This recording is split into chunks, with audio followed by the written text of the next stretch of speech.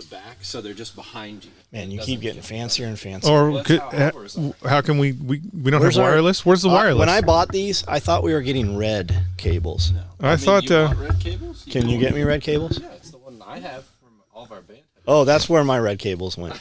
Your band has them.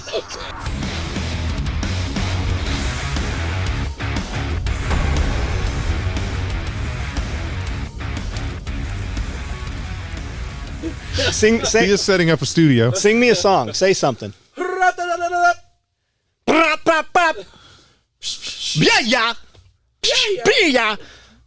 I hit her with the.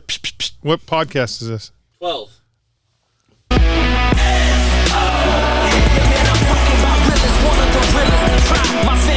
We have another song.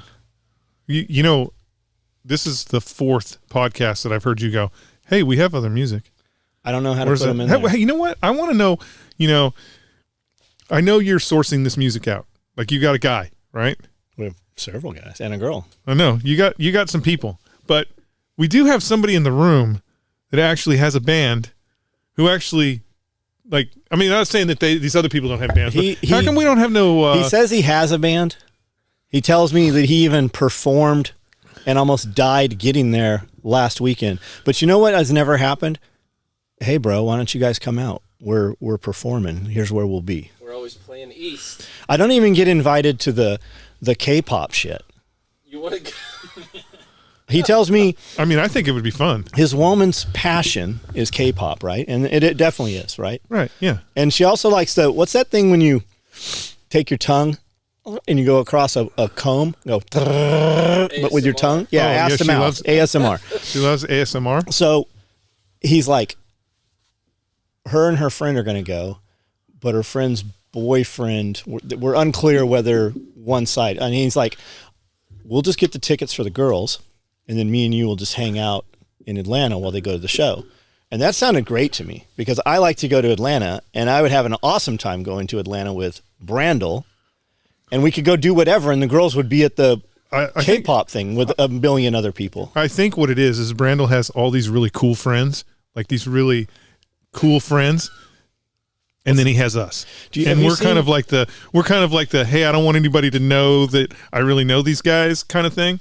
I think that's what it is. Have you seen the Split Personalities, right? Uh-huh. What's the movie where the dude had like 23 personalities and one of them was the animal, and he had 3 women abducted in the basement? Oh, yeah. That's the anyway, was it Brandel have split personalities? Is that what's really going on? I mean, maybe. Do you have 3 women? And they're not, I believe they're make-believe, right? So I watched this whole video. I'm always looking at videos on asylums, and I'm to the point where it takes me 30 minutes to get down in YouTube to one I haven't seen. And I'm watching this one, and it starts out really good, and then it's fucking complete virtue signaling. And the dude's like, really does a disservice to split personality people when we show them as animals because none of them are actually dangerous.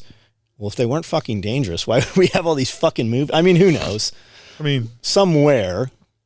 How do you know that one of your split personalities is not dangerous? Correct. Like, how do you know? You don't even know. Do they know each other? Have you seen all the usually Britney? not. Have you seen all the Britney Spears shit lately? I mean, I've seen the Jamie Lee Curtis shit.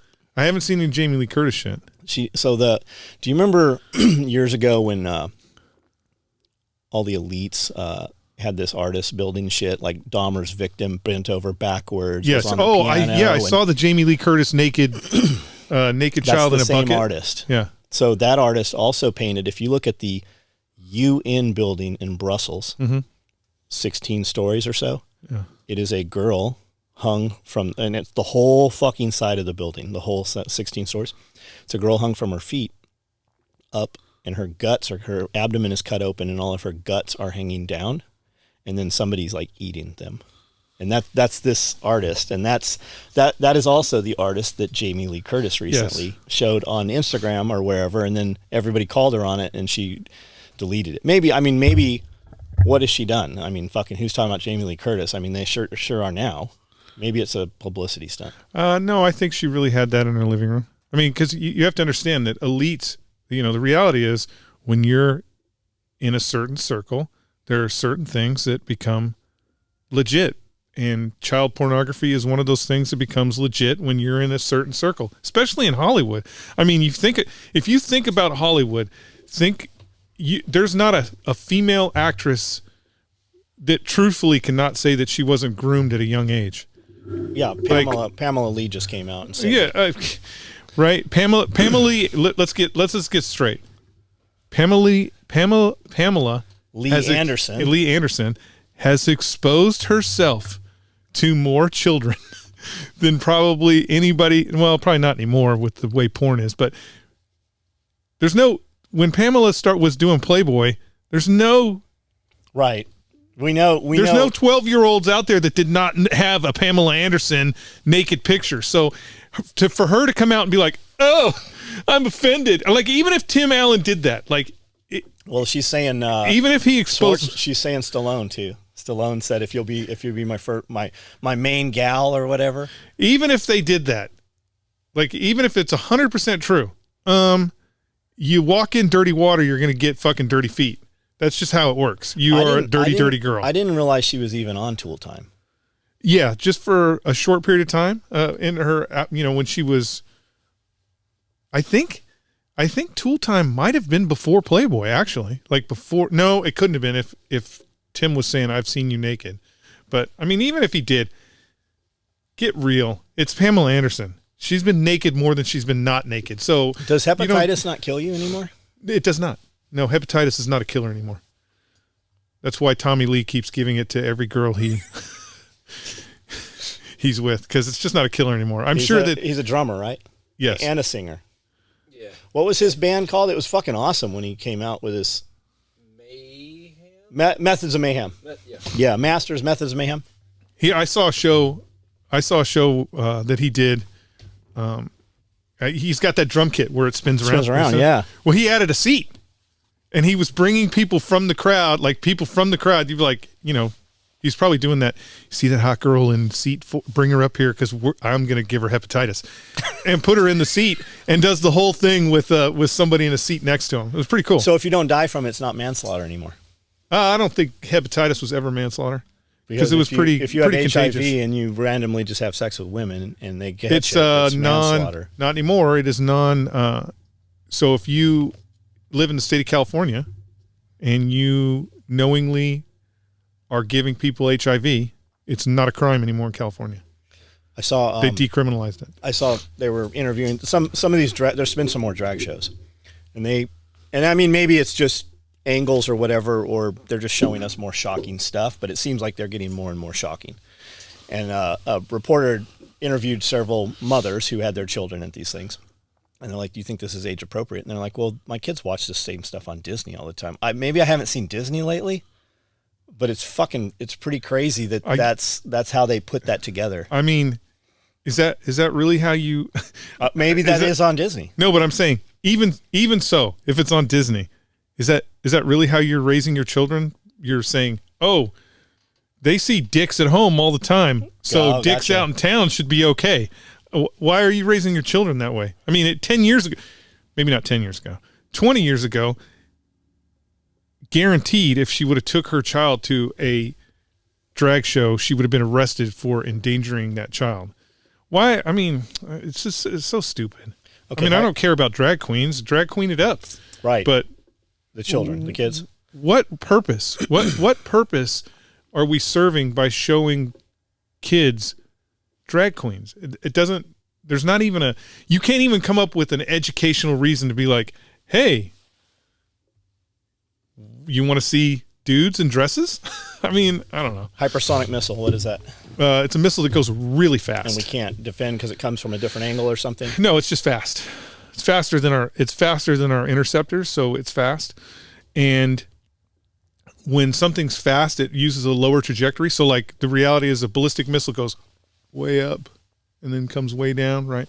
A ballistic missile uses a high arc of entry. And so we can detect, well, actually, the dirty secret is the minute the Russians open the door on their long-range missile systems, we know that they're opening the doors. And the minute they fire a missile off, we can detect that fire. So we know the second the missile is going up in the air. So we can follow that trajectory of those missiles, and so you can create intercept paths for it. With a hypersonic missile, it's different because I can take a hypersonic missile and I can put it on an airplane. I can fly that airplane up. Or a ship. Well, an airplane's a little bit easier because it's about detection, how we are detecting whether or not we're being attacked. So an airplane's already going up in the air. The reality is the U.S. Air Force, we know where all the bear bombers are parked. If a bear bomber takes off and is flying around the Baltic Sea area or some shit, we're not tracking it. It's not like there's an Air Force dude going, okay, where's he going? We don't track that. They could fire a hypersonic missile from within the continent of Russia. So meaning it's just a normal plane gets up, they could fire that missile, and we probably wouldn't know that the missile was coming until the Sostik, I'm probably saying that wrong, my Air Force guys, the early warning systems that are along the West Coast and in Alaska had a radar hit from that. So it would be too late. Are all ballistic missiles ICBMs? Are they all intercontinental? Well, yeah, that's ballistic missiles are all, and then you go down to cruise missiles. So have you heard that there is a Russian guided missile cruiser off our east coast right now? Yes, just outside of out of our claimed water, which is what 10 miles. It's actually not uncommon. That's what I thought. Okay, so that was my next question. But it's being said that that is loaded with supersonic or hypersonic, these new fucking missiles.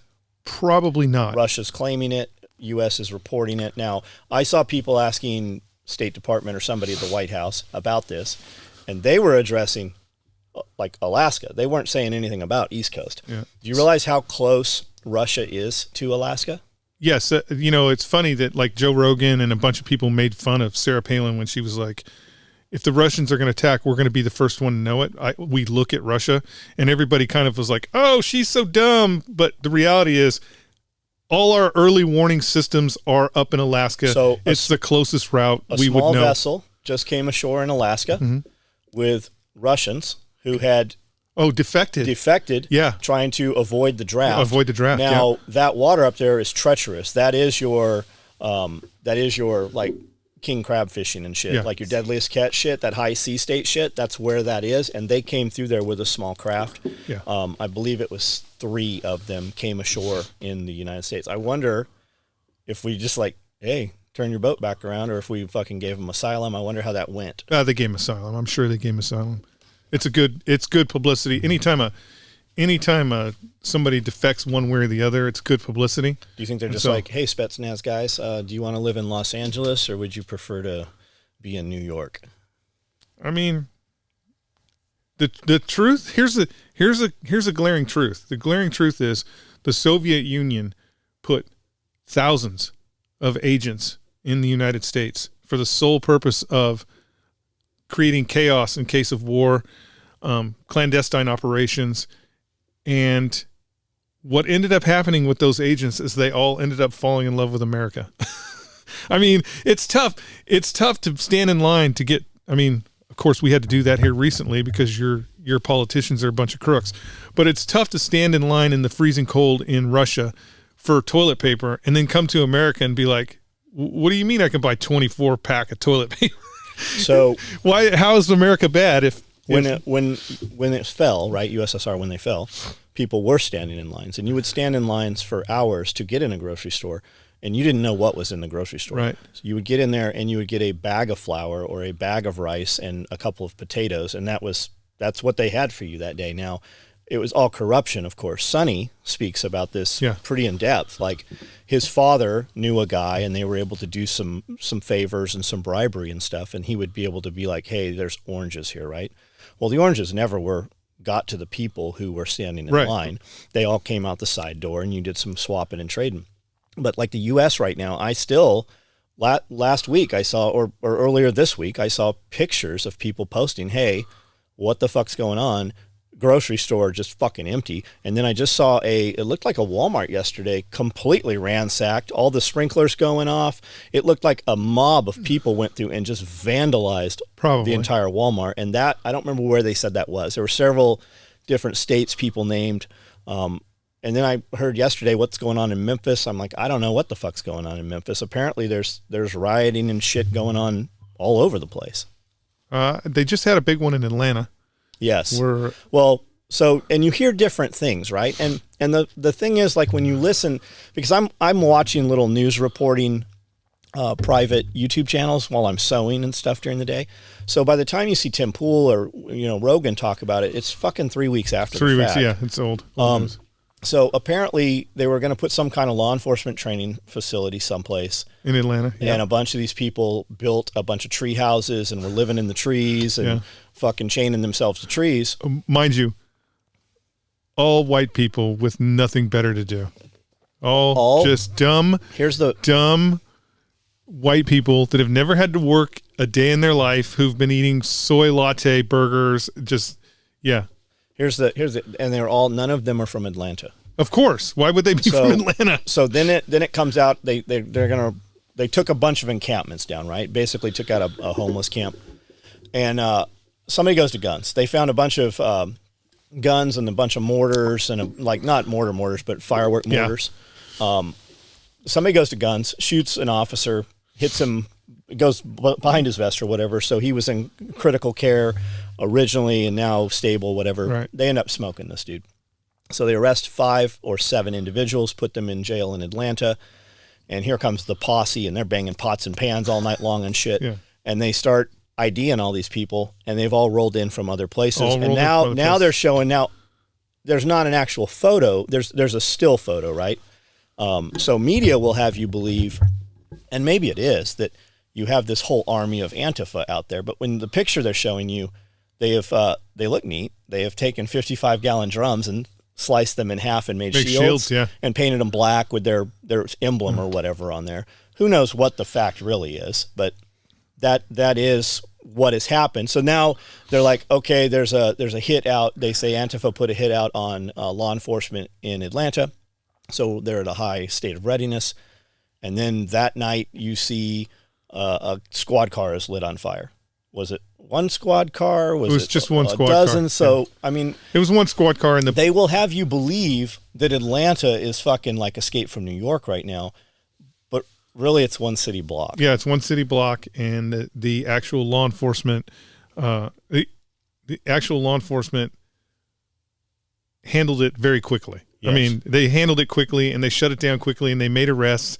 And you can actually go on the internets and find, the crazy part is, like, if I said, hey, you can see the mugshots of the individuals that they arrested, right?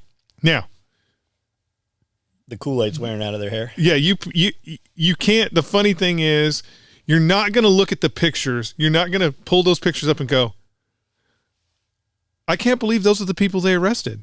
I mean, when you see the pictures, you're actually going to go, understand 100% those are the people arrested, except for one guy. There's one guy in there. There's one guy in there who is standing up straight, and he has the biggest smile on his face. He's got this big smile on his face, and I'm like, because he knows the CIA is pulling him out. That's the operator. I'm like that guy. That guy right there. He was doing it just for the pussy. He was getting laid. And he's like telling the police officers about all the girls that are there, and because it's mostly chicks. It's mostly blue-haired Kool-Aid chicks. He's probably the handler, right? It could be liaison. He could be, because he knew he wasn't spending a night in jail. The look on his. You should look it up. It's pretty funny. Did you see the security? Just camera? one guy. Everybody else is like, I'm Antifa, and I'm gonna burn your city down. And then he's like, hey, everybody. Hey, what's up? Diamond on his tooth shining. Yep. Did you see I believe it was yesterday, there's some security camera footage of a fine, outstanding citizen in what looks to be Walmart, walks up to a lady and takes her toddler, her baby, out of the seat in the shopping cart and puts a knife to the baby's sternum. There's a little bit of jockeying around. 911, police respond relatively quickly. And they give this dude a chair, right? He keeps moving around. So they give him a chair to sit in, so maybe he'll calm down a little bit. One officer comes from one side, one comes from another side. One says something where he didn't know he was, distracts him, and the dude fucking shot him right in the head.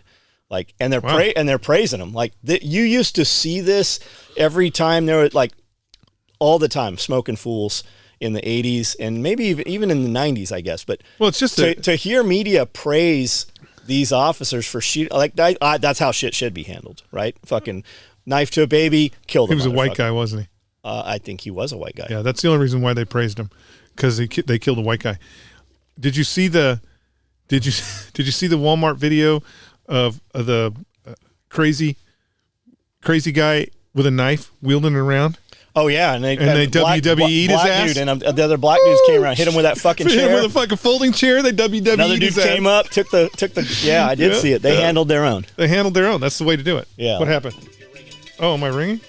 Who could it be? Is it the president? Oh, it's Lancaster, California. Do I know anybody in Lancaster, California? Not. Have you seen anything about the laser weapons? Hold on. You know you can make that stop ringing. I know. I'm trying to turn it off.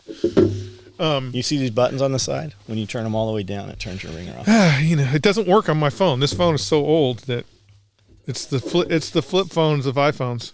I'm surprised. You know that 3G doesn't even work anymore. I didn't even know No. All the lower stuff still works. It's just it's light. So it's LTE. When you're not 5G, because here's the reality is, even though we're pretending that the United States is 5G covered, it's not. Correct. It's not 5G covered. So all the other bandwidths are still propagating. It's just light. So it's kind of like John, I'll bet you don't know. Flip phones don't work. I'll bet you don't know that you could go into a house and still use a dial phone. Yes. Because all those circuits are still there now. But you can't hear. In certain places they won't work. We dug up all those phone lines. In certain places they won't work. Like if you're in a major metropolitan, because we're trying to transfer everything over. But those lines are still up. Those AT&T tunnelways are still up because the federal government, believe it or not, requires that those hard lines are still up because those are the only things that are going to work in a nuclear war. So do you remember when we put all the security systems in the other properties and we had individual standalone basically cell service. So if you cut our lines, we still had a standalone cell unit. Those all went offline because they killed 1, 2, and 3G failed here. So we actually had to up, and maybe they were bullshitting, but I had to pay and have new units put in because those did not function anymore. It came out about the same time when they started we had one tower out here. If you ride this back road, every half mile there's another tower. Everywhere. And that's the thing with 5G is that it has to be close. It doesn't have the travel. So they're all over the place, and that's going to be your Internet of Things, right? It's going to be a mesh network kind of deal inside your house because all of your devices, your light bulbs, everything is basically a router is what it will be. Which means it can be manipulated. But the government came out as whatever, but rural infrastructure, right? We got to help all these people out in the farmland because none of them can read or write. That's what they would have you believe. But they've put billions of dollars into rural infrastructure because everybody out here now has to have 5G. Because they're doing us a favor, right? No, it's so that they can monitor you and be more deeply involved in your shit, and you'll become more complacent. It's connectivity, and it's also the Rockefeller thing about women's independent movement. Why the Rockefellers supported women's independent movement? Because they could get more people in the workforce, which means more taxes, which means more money they could steal from people. It's the same thing with rural engaging rural people with the internet. Is if John Willis his reach is only New York City, he's going to make a lot of money, and he's become a fucking multi-billionaire miser that lives in a castle that's got gargoyles on the roof. But if he wants another castle with gargoyles on the roof, he has to increase his reach. That's why, when people talk about the, why we trade with China and all, and why it has to be a global economy. It doesn't have to be a global economy. This country was perfectly fine when we were making and building and using everything within the borders of the United States. But if you're a fucking multi-billionaire that needs to buy an island to hide children on, you need the reach of the entire world to have that kind of money and access. And so that's the purpose. That's the purpose of globalizing everything. So the same thing with, if I have a widget that I'm selling on the internet, I can only sell so many widgets, but if I open the internet and now I can sell that widget to Cody, I've just made money that I wouldn't have made otherwise. So it's just opening up for people to become more filthy rich. You know about the DuPonts, all their inbreeding?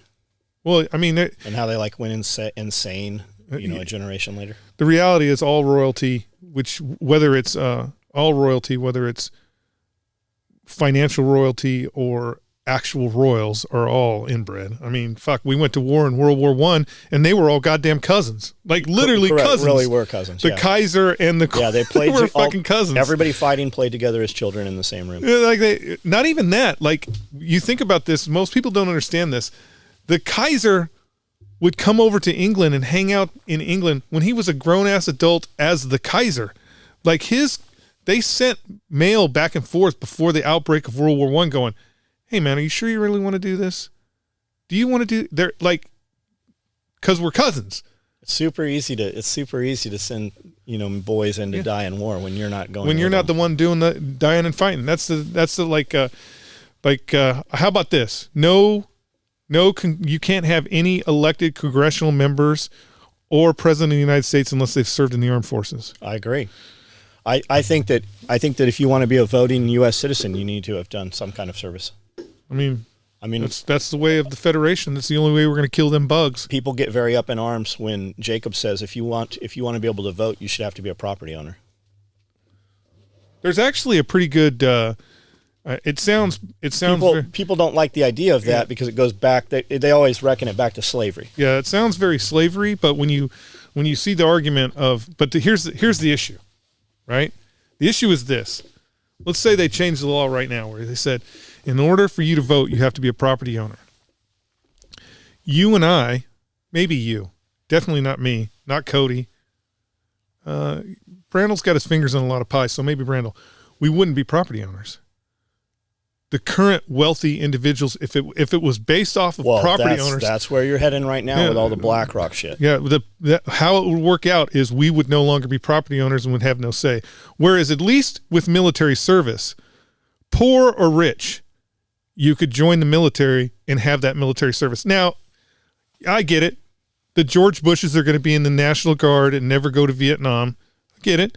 But at least there's a little bit of that service, and they're going to have to conform to a really, I hate to say this, a social standard, right? They're going to have to conform to that military standard. I mean, even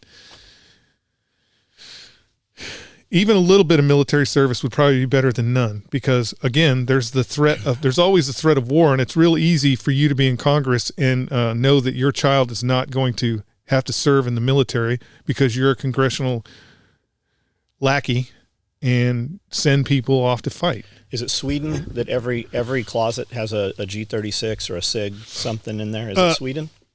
When you finish service, you can take your weapon home with you. So they have their assault rifles, full auto. Sweden? Yeah.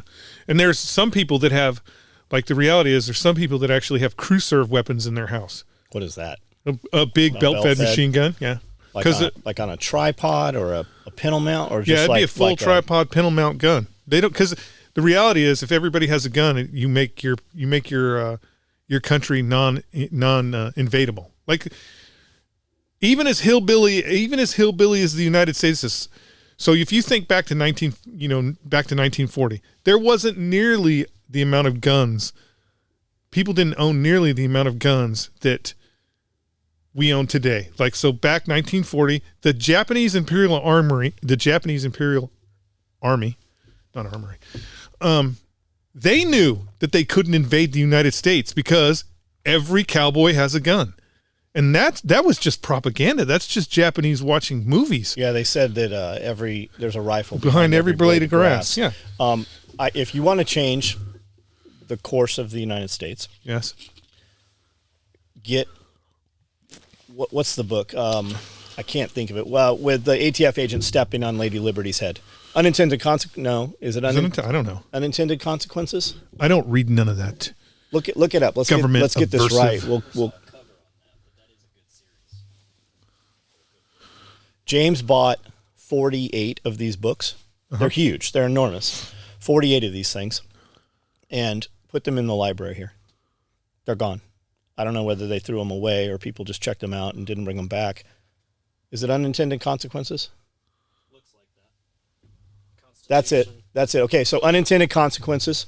It's an enormous book. I'm sure they were stolen. It's not on, maybe. Because nobody goes to the library anymore, John. It's not, well, I assume that the little old ladies threw them out because they didn't want that in there.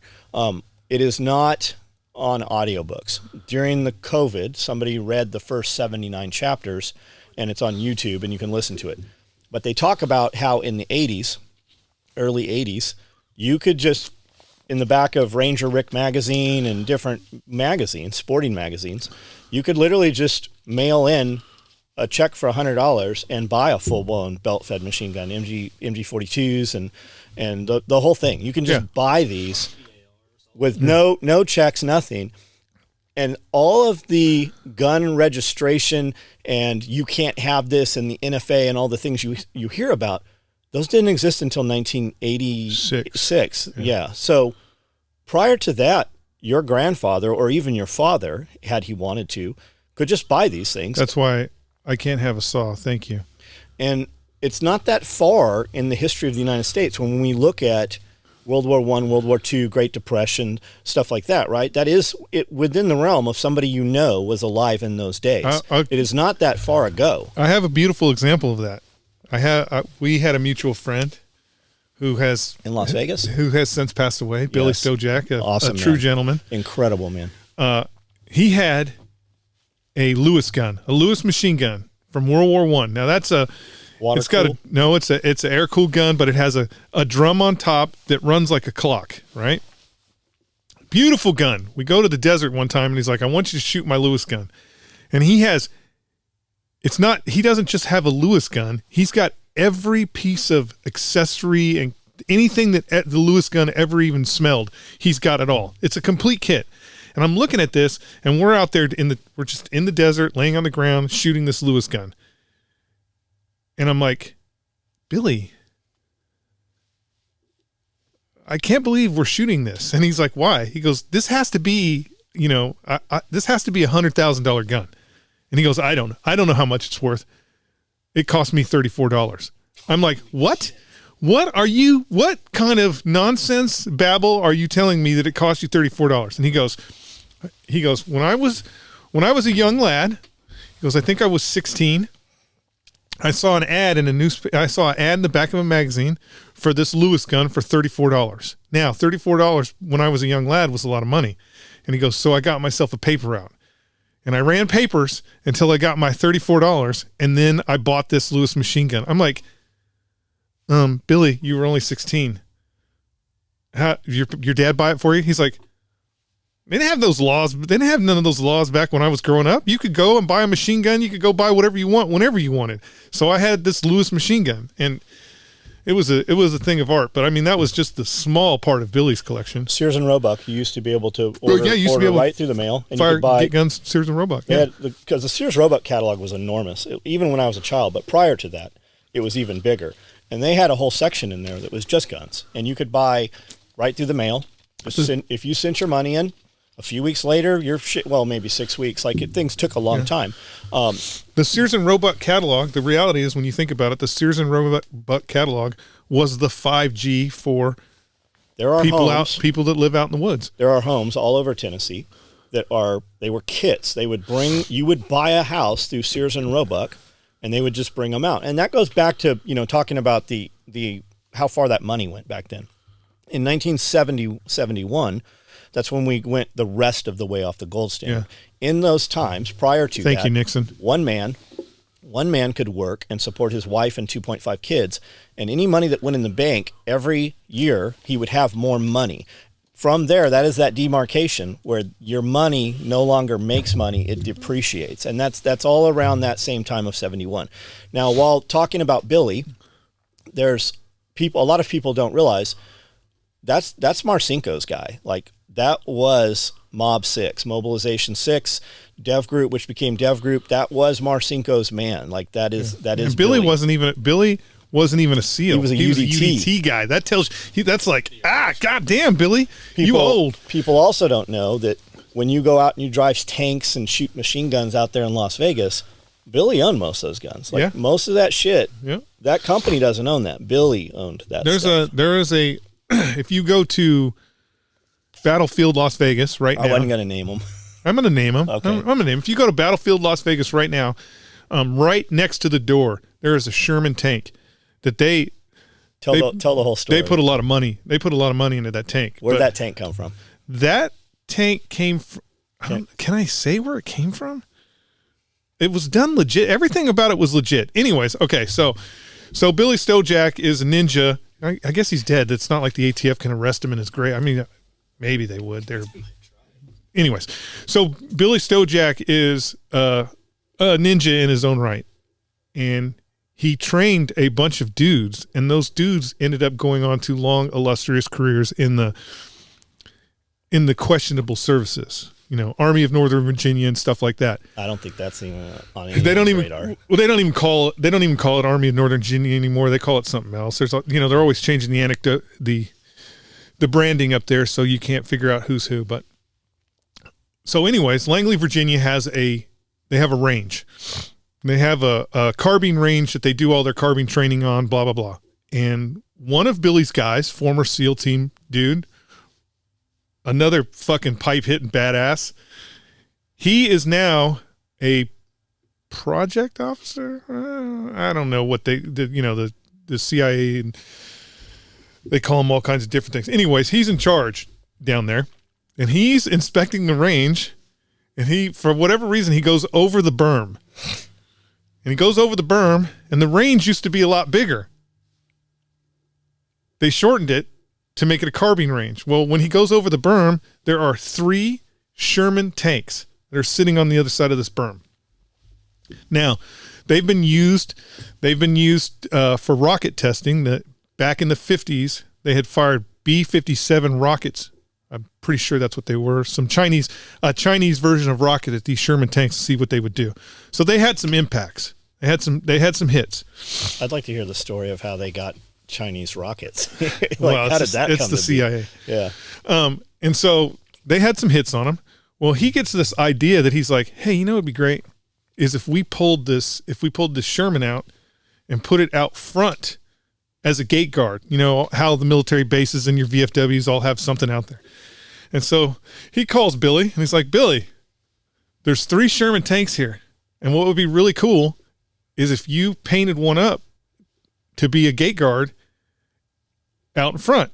And he's like, well, you said there's 3 Sherman tanks. He goes, I think you can have the other 2. If you can get them out of here, you can have them. And so, Billy's telling me this. And when he's telling me this, I'm like, whatever, Billy, you ain't getting 2 Sherman tanks. How are you going to get them from Virginia to Las Vegas? Right? It's not happening.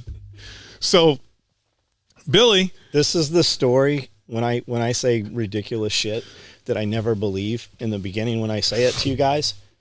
And you're like, how the fuck are we going to do? I'm like, there's always a way. This is the story. There's always a way. That is in my head when we talk about moving and relocating fucking completely ridiculous things. There's always a way. So Billy, basically he's like, I'm going to need like an end user certificate that says that I can take these other 2 tanks. And so they get him from Langley, Virginia, a certificate that says, hey, you can have these 2 motherfuckers if it's a lot of people don't know if you have a museum, it's the cost of goods, meaning usually if you want to open an F-14 museum, they'll send you 3 F-14 so you can make one really bitchin' F-14 to hang in your museum. That's how we can have tigers and shit. When you can't have animals or you can't have something, teaching facility or museum. Yeah.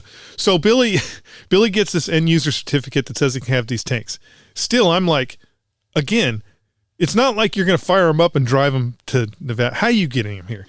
And so he leaves. I'm not thinking, remember, in my head, I'm like, this is a sailor telling me a tall tale.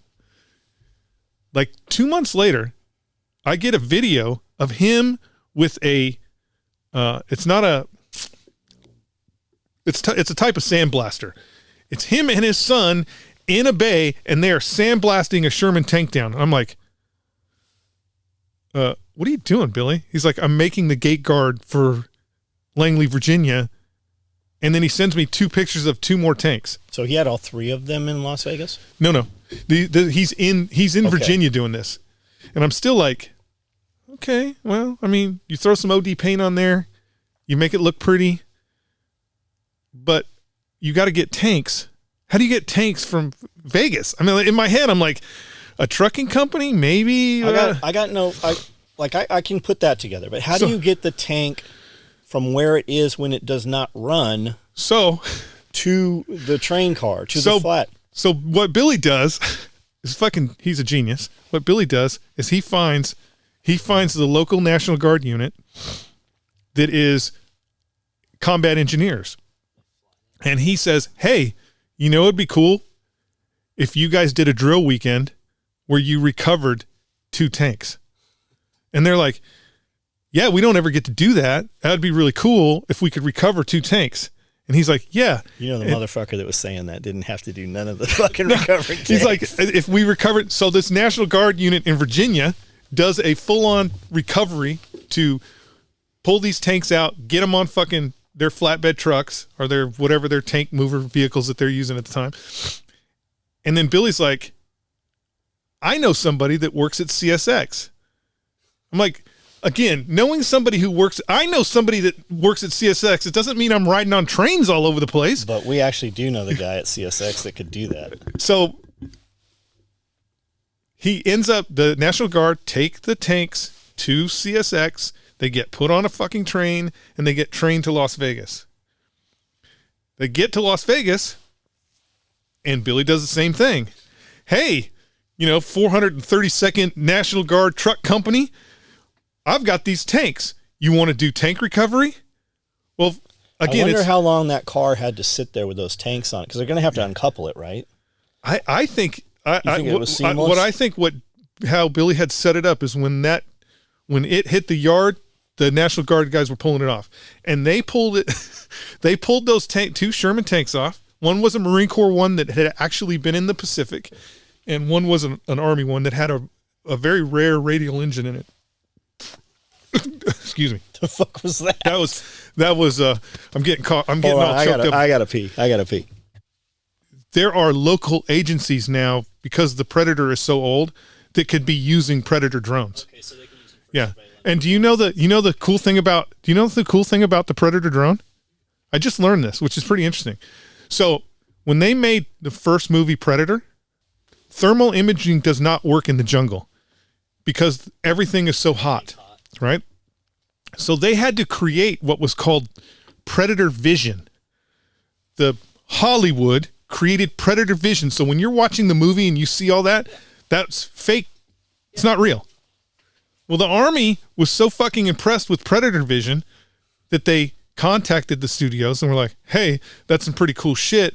How do we fucking make that work in real life? And so like when you see thermals now that do the outline, where they outline people, that's because of Predator Vision. That's not because of somebody thought of new technology. It was somebody saw something that wasn't real and went, hey, that would be cool if we make it real.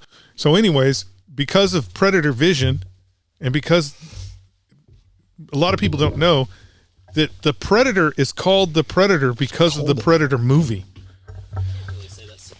So that's the nod that when the Skunk Works was giving a name, that's the Predator. Do you remember that thing we used to talking about? Remember that thing before you had to go emergency pee? Do you remember that thing we owned real quick while you're talking about thermal? That said Raytheon on it. Yeah. Is it would it have been the I? I think it was the I. I think it was Raytheon I-250. Where did I get that? Where did you get that? Do you remember the ANPVS-10? Yeah.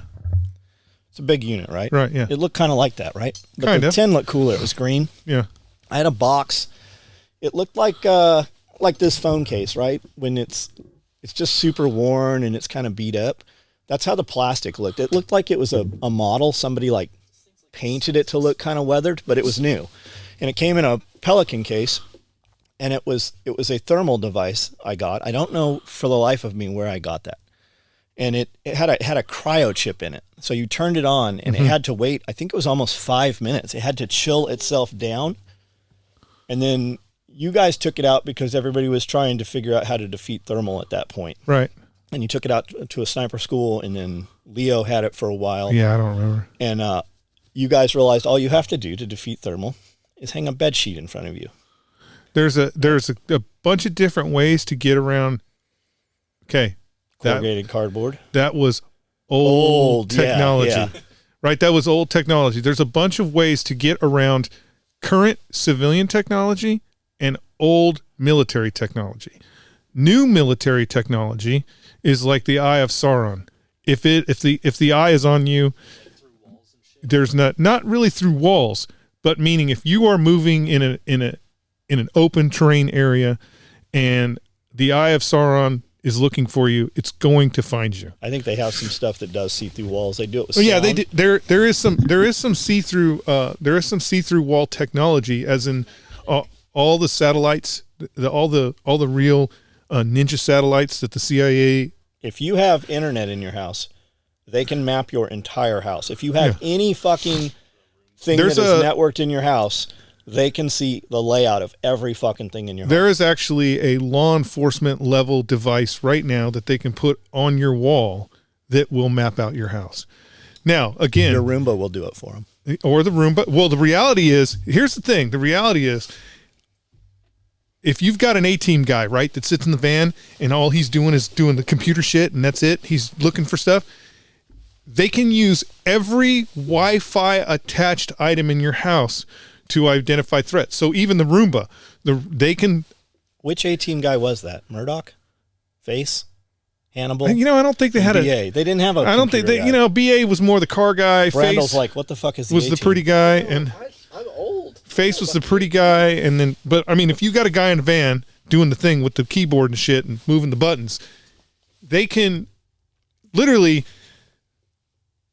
They don't need to put a camera in your house because all your TVs have cameras on it. They can access the cameras on the TVs. And look, it's kind of interesting if you've seen some of the old SecDef interviews where he's in his office, there's a Post-it note.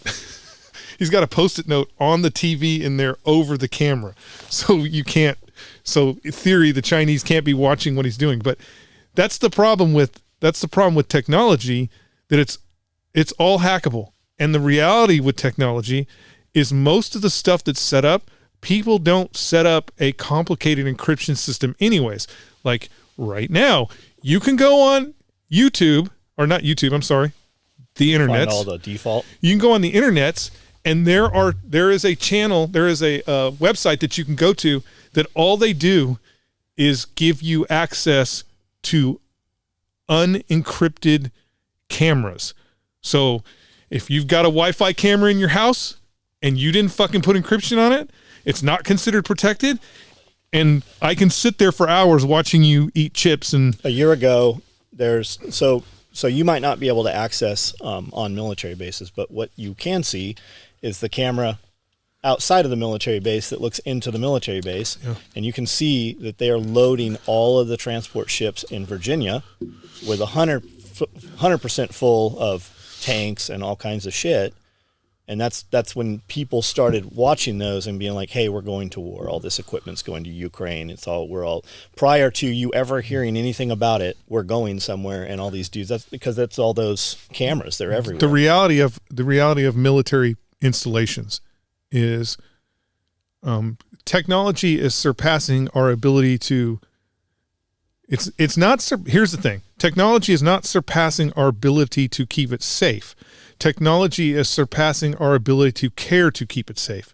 So, when you think about a military base, nobody's home routers, nobody's phones, none of that shit is secure. So they're still like if you're in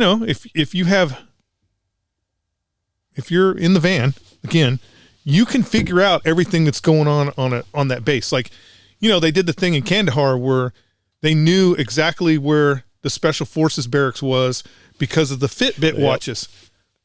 They knew where the barracks was. They knew the route that those guys took every time they went running. And that's because it was a piece of item. It was a piece of equipment that no one cared to even think about understanding whether or not it should be encrypted. You know, I have a friend right now who's doing all the he's setting up training for all the special forces guys that are going downrange, and just simple. And this is an old dude, right? This is not a young guy in a van with all the buttons and shit. This is an old dude. Just simple Radio Shack, if Radio Shack even exists, but just simple. There are a couple of them still. Simple items that you can get over the counter. That he was putting in team rooms. So he's just putting them in the team rooms, and it was downloading and collecting all the information that these guys had on their phones. Did he do that as an example of, yeah, all the information and everything on their phones? And so, you know, again, it's how far are you willing to go? So all I have to do is, you know, I identify Cody's Facebook page, and then I just start going through his Facebook page. And then I can figure out who he is, where he works, you know, is he married, all that shit. And, you know, if you're a special forces ninja and you are going to do a hit somewhere, and as you're walking through the woods to get to that place, there's pictures stapled to the trees of everyone that's in your team. And then you're like, fuck, how did they know that? And then the next group of trees, it's all your wives and girlfriends. I mean, that can get under your skin real quick if you have that kind of, you know, if you can put that kind of information out on guys. And it's a lot easier to get than we pretend it's not. You used to be able to have social media that wasn't attached to your name. Now they make you send your now it's driver's license. They make you actually use your name. But you do see people. I saw somebody said the other day, they're like, how's he have a Facebook page that's not an actual name, right? It just depends on whose radar you get in. But I mean, we set up, when I was banned at one point, I set up a new Facebook and got so many people over the weekend while we were in Vegas. YouTube made me send documentation as to who I really was and change my page to an actual name. Yeah. Hey, can you kick those heaters on low? My body fat's too low. I'm freezing. Sounds like a personal problem. I'm just training too hard. Sounds like a personal problem. Yeah. So, but we were talking about back to tanks. What about I just tanks? fucked you up. We were talking about what? I don't know. We were talking about thermals, and yeah. So again, the old stuff and the stuff that most civilians are running, you can hide from. There are techniques that are out there. There's clothing and stuff that you can use to hide your signature. But the new military stuff, if it's maybe on the trash can under that. No. It's maybe on the cart. It's a big remote. It's a big one. You point it at each one as you turn them on. It's a big one. Okay, don't worry about it. Yeah, you can't. The new military stuff that once somebody is actually looking at you, you're not going to hide from it. The way to defeat the military stuff is, first, you don't want to expose yourself to an area that is actually being looked at, right? So if a predator, here's the problem. If I say John, but if Billy Bob Thornton is in an M1 Abrams and he's got his thermal imager on and he's looking through his thermal imager scope, you know, making sure there's no bad guys out there, there's a good chance that you can hide from him, because there's two problems there. One, operator fatigue. He's not going to watch that screen very long. And two, his field of view, right? So operator fatigue and field of view, you can hide from, right? So if you're talking about a ground-based thermal, there are ways to get by those ground-based thermals, and it's usually, the reality is, in most scenarios, it's operator error, meaning the operator is not looking at the screen. Now, with a Predator drone, that's a problem, because a Predator drone has a wide field of view, so it can see a big area, and because that aircraft is flying, the operators are going to be looking at those screens. You know that there's a time window when that plane's going to be flying, and those kids in the boxes back in Nevada think that they're actually pilots, so they're going to be looking at the screens. So it's real hard to hide for that. Now, usually a Predator drone is not just flying boxes looking for people. there's other intel that's tasked them to go to that area, right? So, they're like, hey, where's John Willis? The Predator drone is not going to be flying circles around Camden. It's going to come here and fly over, the property. So they're actually going to go to wherever this phone is first. Correct. I mean, there's a lot of different ways they're going to gather the intel on where you're at, but the new thermal stuff that the military's using is, you're fucked. You're fucked. They can see tunnels too, right? Yeah, they can see it's the different variations of the heat temperature, so they can see where those tunnels are at. Yeah, I mean the truth is the thermals themselves haven't become greater. They've become smaller and lighter, but it's the algorithms that they put on those systems that help them identify the differentiations between a tree and stuff like that. That's what made them so much better. Like that Predator, right? If they're looking for heat signatures and they say man-size heat signature or whatever, I would assume that within the program it will chirp an alert. Hey, check this. We've got signature. It doesn't just have to be a kid sitting there. Mike Glover talks about that a lot, right? So if you got a guy looking at cameras, he can't look at beyond 30 minutes. Yeah, 30 minutes. And it's really 15. Like they are not going to look at those cameras. It's just not. They're not going to monitor the monitor. Yeah, that's the. So we had that rule. The rule in the sniper world. I'm sure they don't have it anymore because they're all young and studly now. But it used to be that if you were doing observation, 30 minutes was the max, and then you would switch over. So if I was searching for a target, I would search for 30 minutes, and then you would take over and you would search for 30 minutes. So you didn't get eye fatigue. And that's people actually looking. What I'm saying is, if I take Cody and I put him in this trailer and I give him a bunch of cameras and I'm like, hey, Cody, you need to watch for bad guys. And Cody sits in here for 2 weeks. On the third week, you're going to come in here and his feet's going to be up on the thing. He's going to be looking at the ceiling. He's not even going to be looking at the cameras anymore because he's like, nobody ever comes here. What? No, there's nothing that ever happens. Like the first couple of days, he's going to be in there and he's going to be like, oh shit, was that a squirrel? I think that's a squirrel. Let's move the camera over. He's going to be doing all that shit. But after 2 weeks, he ain't going to be fucking looking for shit. I heard that in sniper school now on stalks, you guys have to give them bathroom breaks when they need to pee. You have to let them actually go to a porta potty. It wouldn't surprise me one bit if that was the case. I just made that up. I know, but it wouldn't surprise me. I came out a couple times when you guys had, I don't know what you're stalking, right? So they're in ghillie suits and they're fucking crawling and dragging their fucking rifle and shit. And I was looking through a spotting scope on a flatbed, and there's only a sliver of terrain. Like where these guys are. But man, when you're not used to looking through an optic, fuck you past 5 minutes, like you got a fucking headache. Like it's not what you think it is. It's not. People will boo-hoo. There's a lot of Marine Corps boo-hooing on stalking. Even Marines, or even in the sniper world, there's some boo-hooing on stalking. But it's not just a great training tool for pigs or non-qualified snipers. It's a great training tool for the actual snipers who are doing the observing, because you're training yourself a different way. You're training yourself to actually look for these type of movements and things, and you will get really good. Like I'm telling you right now, sniper school, if I came down there, no pig would pass. I bust every one of them.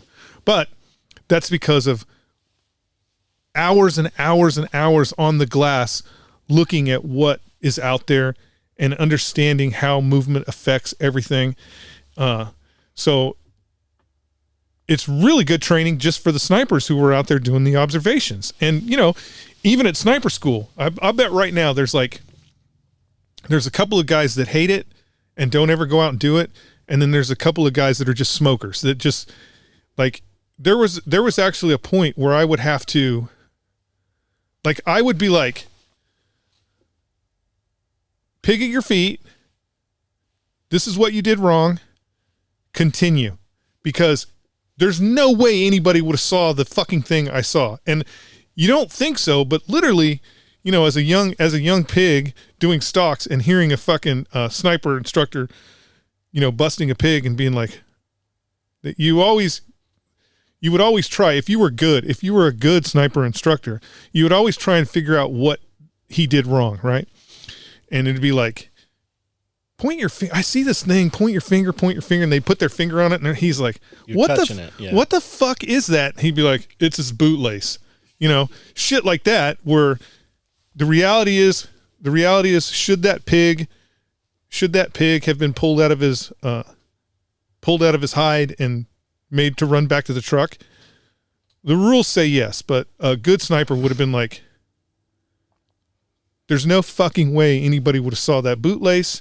Continue, so he can get the full value of the training. Now, maybe he still gets the score he got because we busted him with his bootlace, but to make him run back to the truck, and you need to give him the full value of the training and understand that you are operating at, when you're an observer, you're operating at a level that no one else is going to be operating. There's not going to be some fucking Chinese guy in a guard tower somewhere, like, looking at blades of grass. It's just not going to happen, even if they know you're coming.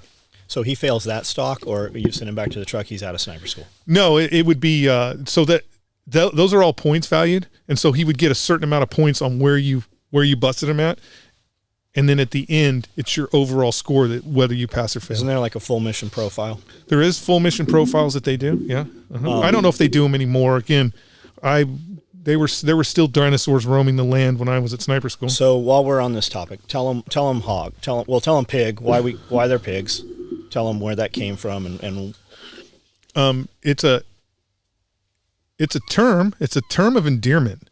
The term of endearment is, the reality is we make things up in order to survive. Pig, the reason why people were called pigs is because they were always dirty.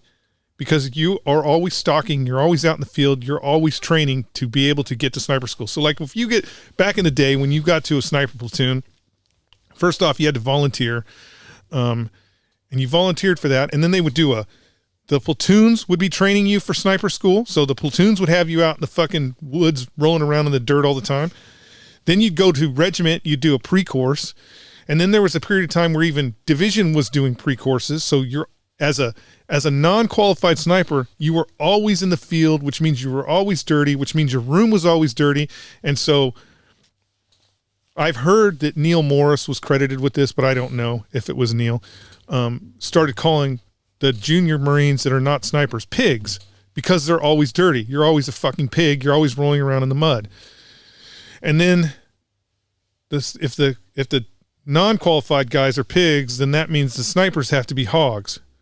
And so that kind of became the thing in the 90s and the early 80s was hogs and pigs.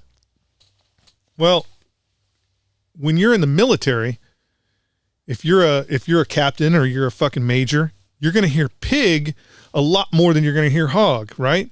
Because we're always training pigs. We always have to train the next generation, right? Because the turnover was so high in the community, and so you would hear pig more than hogs. And in the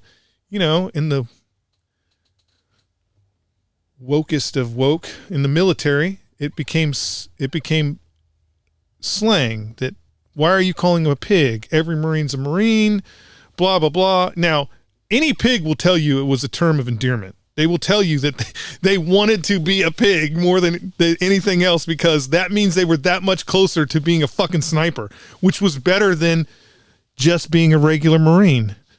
The only people pushing the every Marine's a Marine are the dudes that aren't the dudes that aren't doing gonna. Something. I used to say that scout snipers, in the old days, a lot of people won't understand this. In the current Marine Corps, is in the old days, everybody in the chain of command hated fucking snipers, hated them. Like it was a really not hate like you think. I'm telling you, hate like to undermine the mission of the scout snipers to try and make them look bad. That was the command and staff. From executive officers on down, they fucking hated snipers. And so it kind of bred this thing where, in the sniper community where it was us against them. Like us against them. Like the Gunny Highway movie. We are going to accomplish this mission because we are better than you, and fuck you. It doesn't matter if you don't. That's when you hear stories of fucking snipers like getting on a bus and taking a bus back, or driving in a pickup truck from 29 Palms. that's because the command did everything they could to ensure that there was no way they could get back. And then they just show up the next day and they're like, oh, fuck you guys. I can't blie you. I can't believe we let you die. Yeah, we thought you weren't coming back. So, I mean, it used to be a real hate relationship, but I always considered it like the Borg, that if you could stand way over there, then you could cuss the snipers. You could be like, fuck the snipers, blah, blah, blah.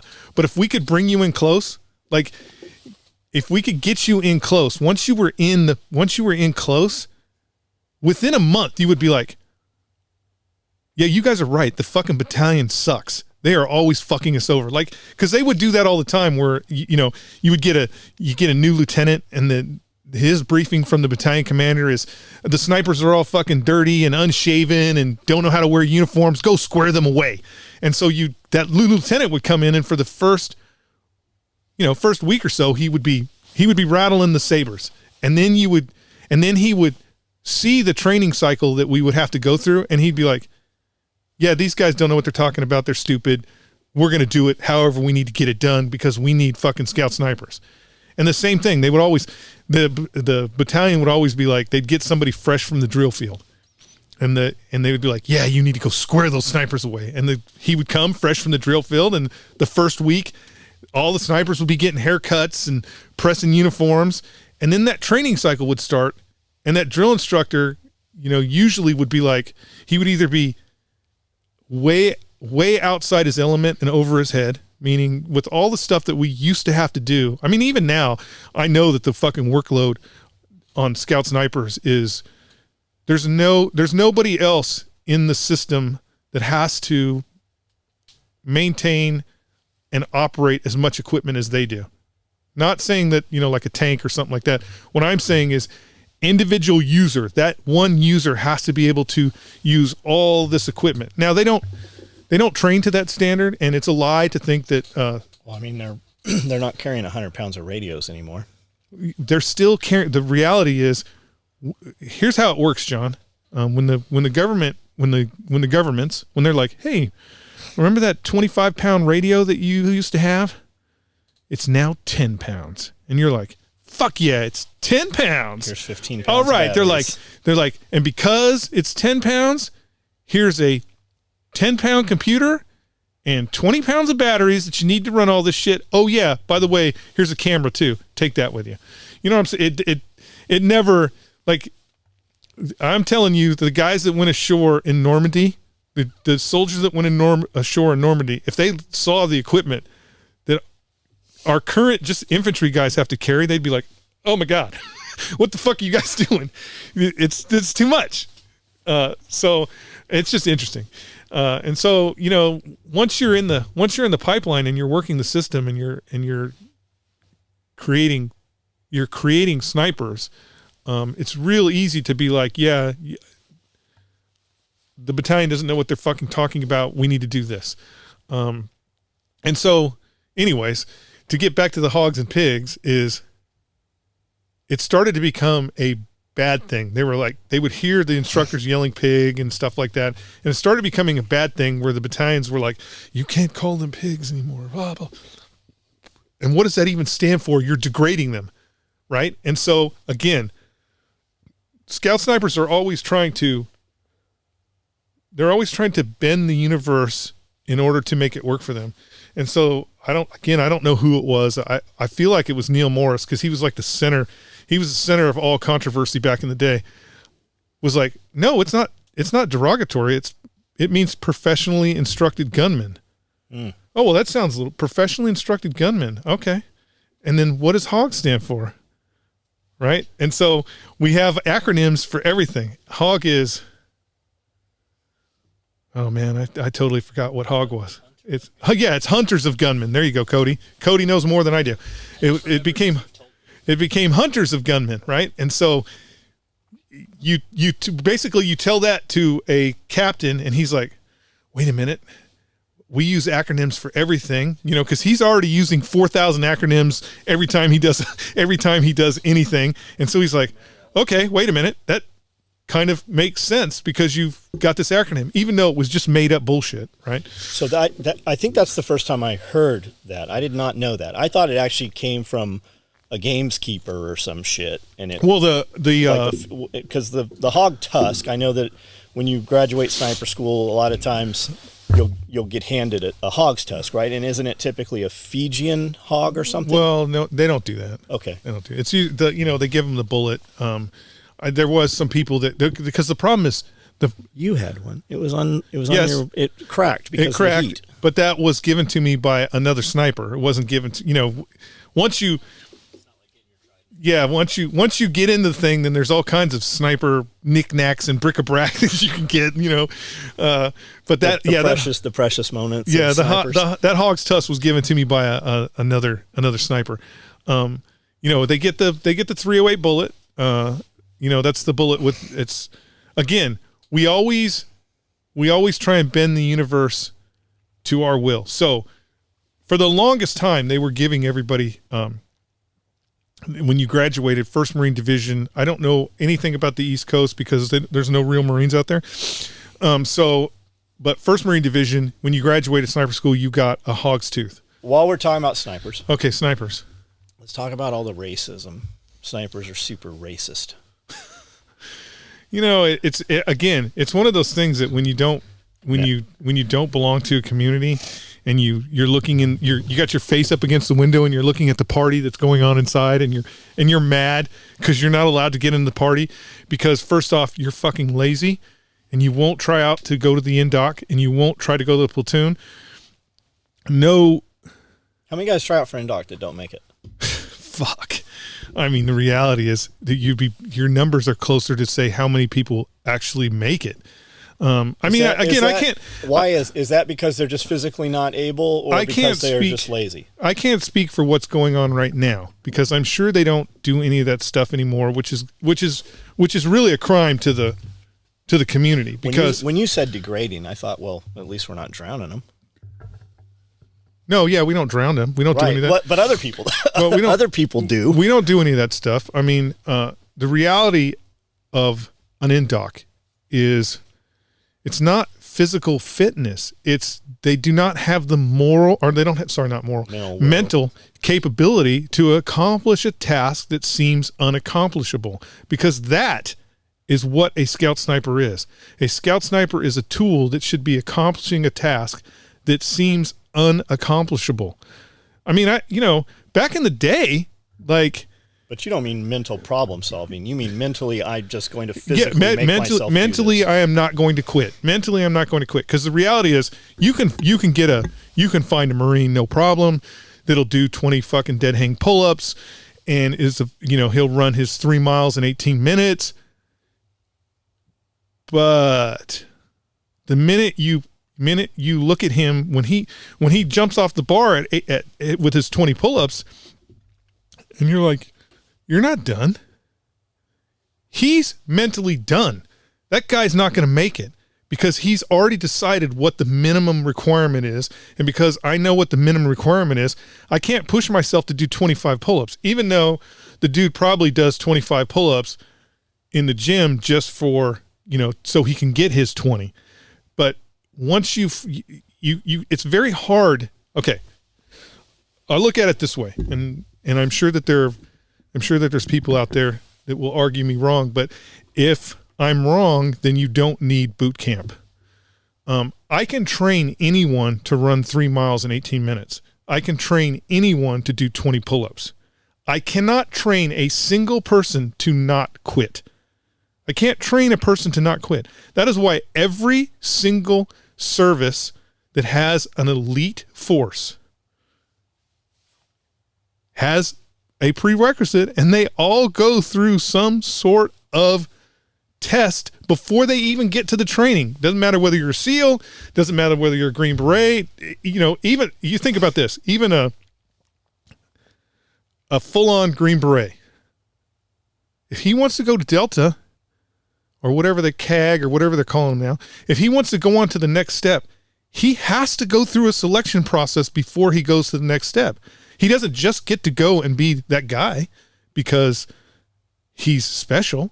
Like, you have to you have to progress. You have to go through those, whatever that challenge is. If you want to if you're a Green Beret and you've been a Green Beret forever and you want a Ranger tab, they don't give you a Ranger tab because you're Special Forces.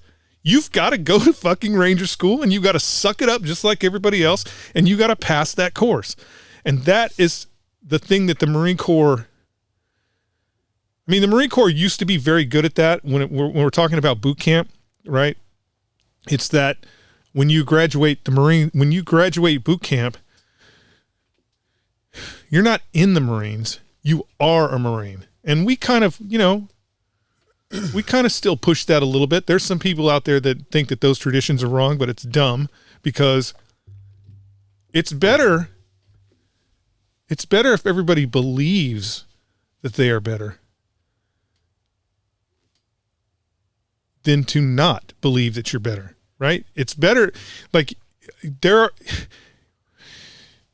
no service, even the Army, right? They understand that the reason why the Rangers are successful is because the Rangers think that they are better than any other unit in the U.S. Army. Now, is the Ranger Battalion better than, 4th ID, the 4th Infantry Division? Not really. Not at doing what 4th Infantry Division has to do, but when we're talking about what they require Rangers to do, they are better. So it's that oxymoron where people are like, whoa, it's kind of like, I hate to say this, it's kind of like SEALs. Now they're not like this anymore. They have kind of tapered back a little bit with the whole, once you have your Budweiser, you're a SEAL and there's no other training you need. We've given you all the training you need. It appears it's not like that anymore. That now that when you show up to a team, with your Budweiser on it, that even the team's like, you don't know shit, sit in the corner, learn everything we're going to teach you, which is good. But you never want to get to that point where you feel like that you're at the pinnacle of what you're doing, because there's always somebody out there that's doing something a little better. Did you go to Ranger school? No. So why are you guys so racist? Oh, we were talking about racist. It's just people looking in from the outside and not willing to put forth the effort to get in there. There's no, did you? I am honestly trying to think if I ever saw a single bit of overt racism, and I only saw it once, and that was when I was graduating. We graduated sniper school. It was a sniper school. Actually, I saw it twice. We had this going through school. We had a recon Marine, black recon Marine. Great guy, passed the school, no problem. And we're having what they call the pig party. And the pig party, they can get out of hand because you just spent 10 weeks training, and you just graduated one of the hardest schools the Marine Corps, at least the Marine Corps had at the time. And so shit gets out of hand. There's no, to find a naked girl in the barracks after a pig party tied down to a bed was no big deal. Smoke grenades in the barracks going off. It happens. The shit just happens. They're all concrete buildings. The smell of burnt chicken in the air from all the branding that goes on. It happens because it's a good time, right? Well, I'm in Quantico, Virginia. That's where, I know. I graduated from the easy school. Because it is the easy school, by the way. And we're kind of in the South, right? We're in, there's, this is in the 80s, and there was still, I think that there was still people rolling around in their bed sheets at the time. So we're pig partying up. We're branding dudes. The brand's out. It's hot. There's burnt chicken in the air. Smoke grenade comes out. The HE smoke grenade, and that'll fill up a a barracks real quick. It comes out, it's off. There's, thousands of beer cans on the ground. I can't remember his name, the recon Marine, but one of it was the other recon. So he was a West Coast. No, he was the East Coast. I had the West Coast guy in the room with us, and he's like, "Where is so-and-so? He has not been here the whole time." And so everybody's like, and I think they were both in on it because he was the one that brought it to everyone's attention. And everybody's like, we haven't seen him. Where's he at? The black guy? Yeah. Well, he's gonna get a brand. He said he wanted a brand, right? And the barracks there at Quantico was a single-story building, and it had two halves, and they were separated by a bathroom, so there was double swinging doors. And right about that time, so he had to be, even though I think about it, they both had to have been in on it, because right about that time, the double doors swing open, and there standing in the doorway is a fucking Klan member. Fully hooded up. He got the badge. Like, everybody shit. Like, everybody looked and saw him and shit. And he had a fucking rope in his hand. And he's like, "Where is that boy?" He didn't say boy. "They don't graduate sniper school." And so, we're all, I was 19, I think. 19 when I graduated. So we're all just like, ha! Ha! We know we're in the South, and everybody has their delusions about how the South really is. And we're all freaking out. We're freaking out so much so, and we are shocked to see what we see, so much so that we do not realize at all that the hands that are holding the rope are completely black. And of course he takes off the hood and he's laughing and he's like, "Haha, I got you motherfuckers." Where did he get a Klan's outfit from? He had got it in Virginia. I can't remember where he said he got it, but it was like at a pawn shop. And they have a badge on them? Yeah, well, they have a red thing. They have a red thing on there that I think was like the KKK's all together or something, or it's a cross or something. It's been so long.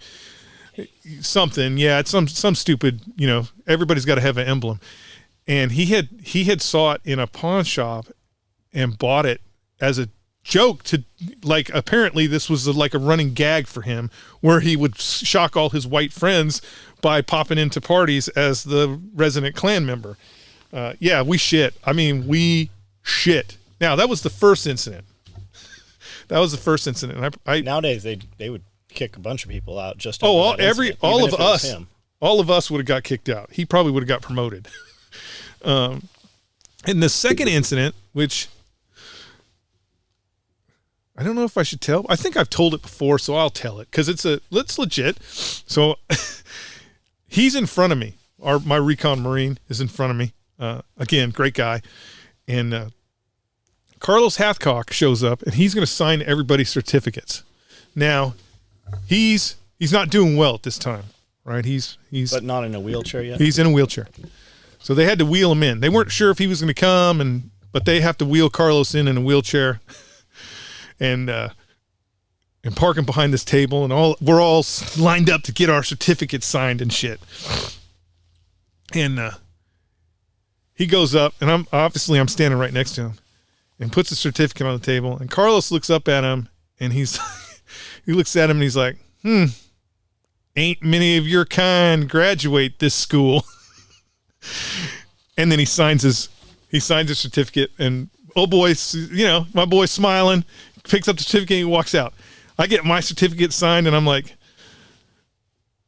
Carlos is like, "Hey, have a great time being a sniper." And I walk out, and he's out there, and he's looking at he's looking at his certificate. I'm like, I cannot believe you didn't just punch that old man in the face.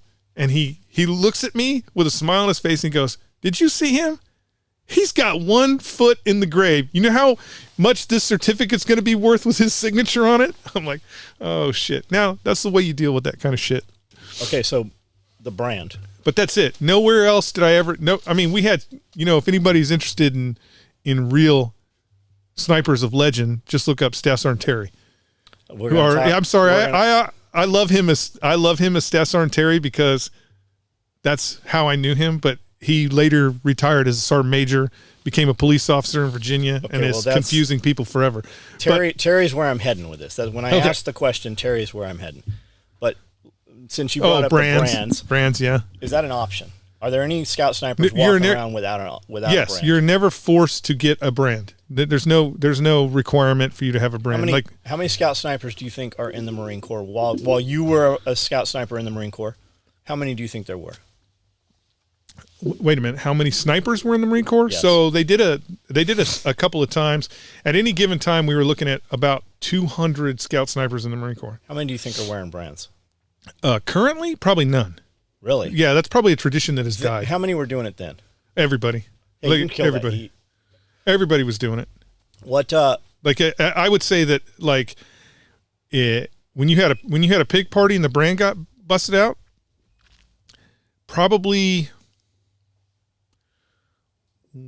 it was probably one guy or maybe two guys that were like, I'm not getting a brand. And usually, back in those days in the 80s and 90s, that one guy that didn't get a brand, he'd come back to the unit. He'd be like, "Hey guys, who's got a brand? I need to get a brand. I think I need to get." So it was a pretty high number of people who had brands. Where were most people wearing their brand? It just varied. I saw them on the fucking side. People got them on the sides. People got them on the chest, ankle. That's where mine's at, is on my ankle. It just depended on where you wanted it. And is the brand the ones on the chest were the best, by the way? Is the brand made every time, or is the brand made every time? It's made every time. Now from a coat hanger. Yeah, I know there has been some, back in the day when it hit its peak. It was like tattoos, right? Everybody was getting tattoos. I know back in the day when it hit its peak, some people had actual brands made. Yeah. But I don't think that a real branding iron gave it the look that it needed, like a coat hanger. The coat hanger. Excuse me, man. Ooh.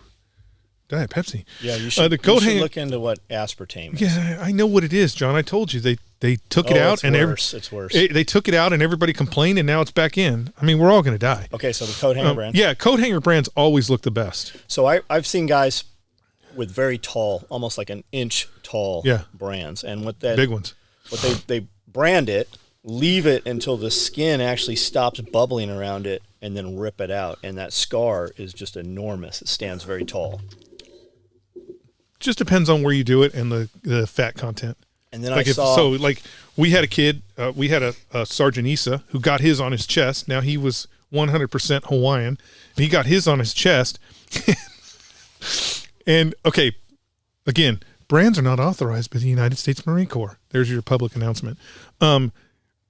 His brand bubbled up so nice and so sweet that when he was in a T-shirt, you could see the SS in his T-shirt. It was the best.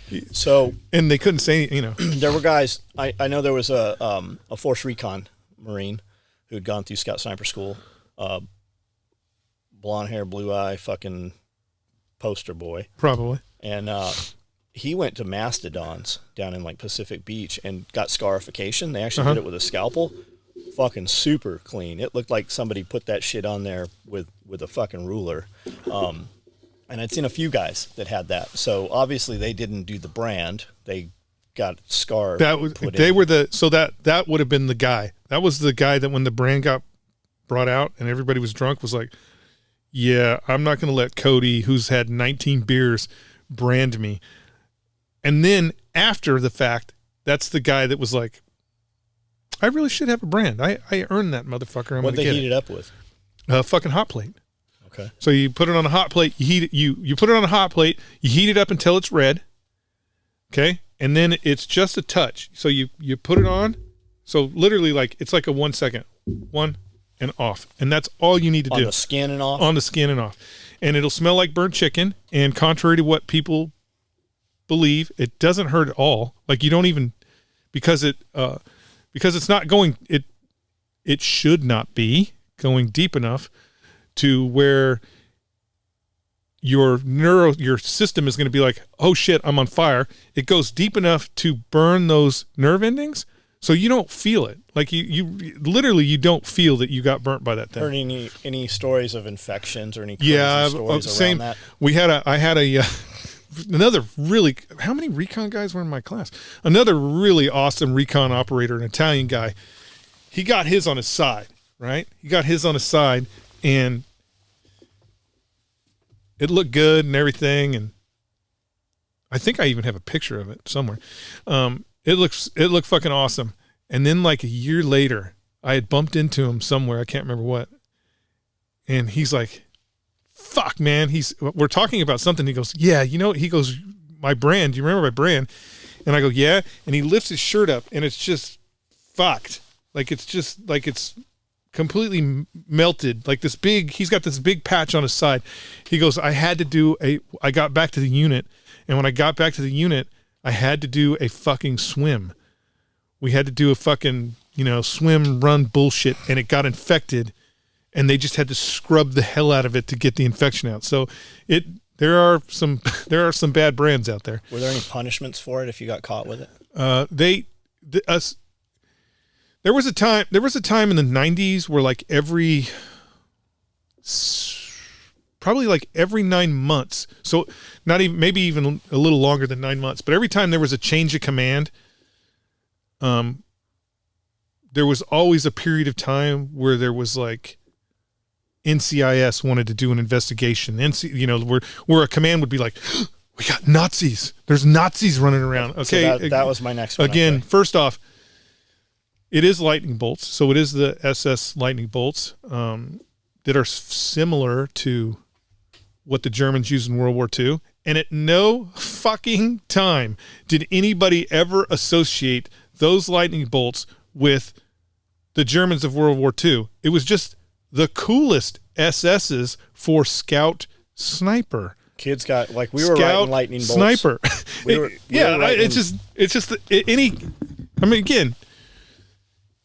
so the scout sniper, the reality of the scout sniper field, you're talking about 18 to 20, maybe 22-year-olds, right? Of course, they're going to pick the coolest shit. Every third grader has lightning bolts on his fucking They're going to pick the coolest shit. At no time was anybody ever like, well, I take it back. At no time was anybody ever like, oh, you've got your lightning bolts? Here's your copy of Mein Kampf. That never happened. Nobody, there was nobody in the Scouts, not in the community, that associated it with Nazis. Only people on the outside who, again, remember, they got their face pressed up against the window and they're like, oh, there's a party going on in here and nobody invited me. Oh my God. Oh my God, they must be Nazis. That's just the way it was. And so they would do this investigation and they'd come down to the platoons, and it didn't matter how diverse your platoon was. So the reality is, in the 80s and 90s, there was a lot of Mexicans in the Marine Corps, and there was a lot of people with Hispanic last names that were in sniper platoons, and it didn't matter how diverse your platoon was. Like, we had Issa, who was Pacific Islander, and if there was not a black face in the crowd, then you must be racist. That's the only reason why you must be racist. It didn't have anything to do with the fact that, it's not a stereotype if not a lot of people can swim. It's just not a stereotype. It just is a fact. Okay? I know a fucking badass Marine who tried to go to Ranger School and couldn't do the 25 meters across the pool because he couldn't swim. He sank to the bottom of the pool, walked across the pool, and climbed out of the pool. Now, unfortunately, he didn't get to go to Ranger School. I mean, he's the one I would have sent to Ranger School because that's the don't quit dude. But he didn't get to go to Ranger School because he didn't do the task in the manner that is required to do the task. So they would always do this investigation. There would always be this SS lightning bolt Nazis white supremacist investigation. And sometimes it got pretty heated. Like I remember one year it went all the way up to the Secretary of Defense, because, and it's usually not the brands. It's, again, we're young 19-year-olds, and so you're going to make a platoon shirt, and the platoon shirt's going to have it on there somewhere and shit. So it becomes this big issue. And so NCIS will invertibly come down, and then they'll be like, hey, and they'll do a bunch of interviews and ask you all this questions about why you guys are racist. And then it would always end up with, have you spoken to Staff Sergeant Terry yet? And they'd be like, Staff Sergeant Terry, we haven't got to him yet, but we're going to get to him. And everybody would be like, well, you probably should go to division schools and talk to Staff Sergeant Terry.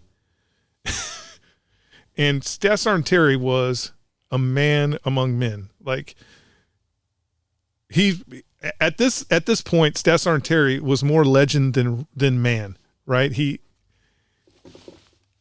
First off, he was a beast of a man. Like, if Arnold was looking for somebody to pump iron with, Staff Sergeant Terry was the guy that would pump weight with Arnold. Just a huge specimen of a black man. And he had a brand. I believe his was on his chest too.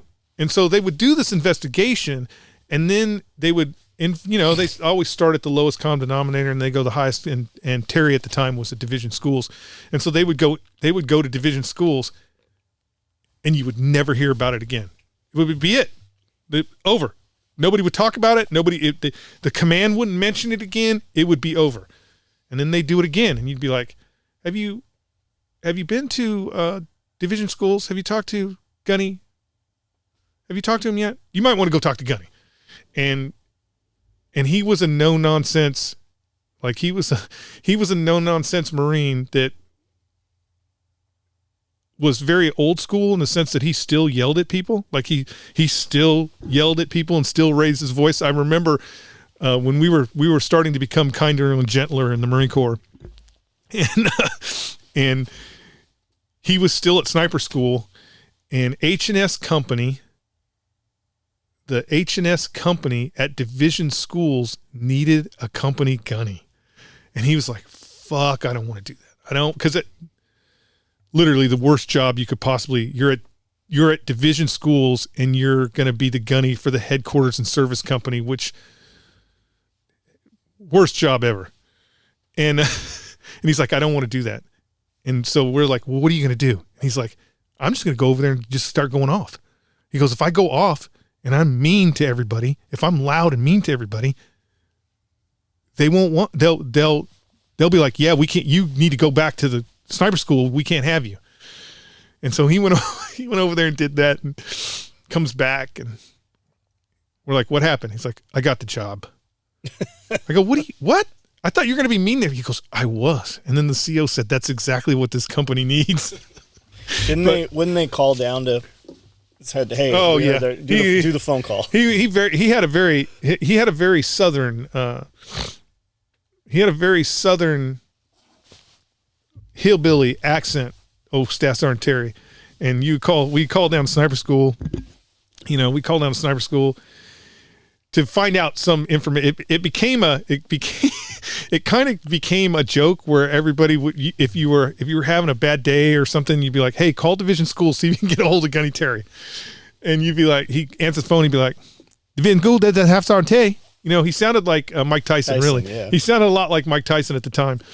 And you'd be like, he would say all that, and then you'd be like, yeah, I'm trying to get a hold of sniper school. He'd be like, division school, Scout Hunter Terry, Scout Sniper School. And you'd be like, no. I'm trying to get a hold of Scout Sniper School. Oh man, he spent 10 minutes yelling at you the phone because he was the I see at sniper school at the time. He would yell at you for 10 minutes on the phone. It was so fucking funny to call and hear him. Like one time he was teaching a class, and he's teaching a class about something. I don't know what it was, but he's teaching a class to the pigs, and he's like, and then you're gonna get that thing, that thing, the thing, you got that thing. The thing, and he's doing his hand and shit, and everybody's like, what are you talking about? He's like, you get the thing, the thing you hit a motherfucker with, like that, and everybody's like, and then somebody in the back was like, a flashlight? And he's like, yeah, that motherfucker. It's just fucking hilarious, but the guy was a fucking beast. When I say a beast,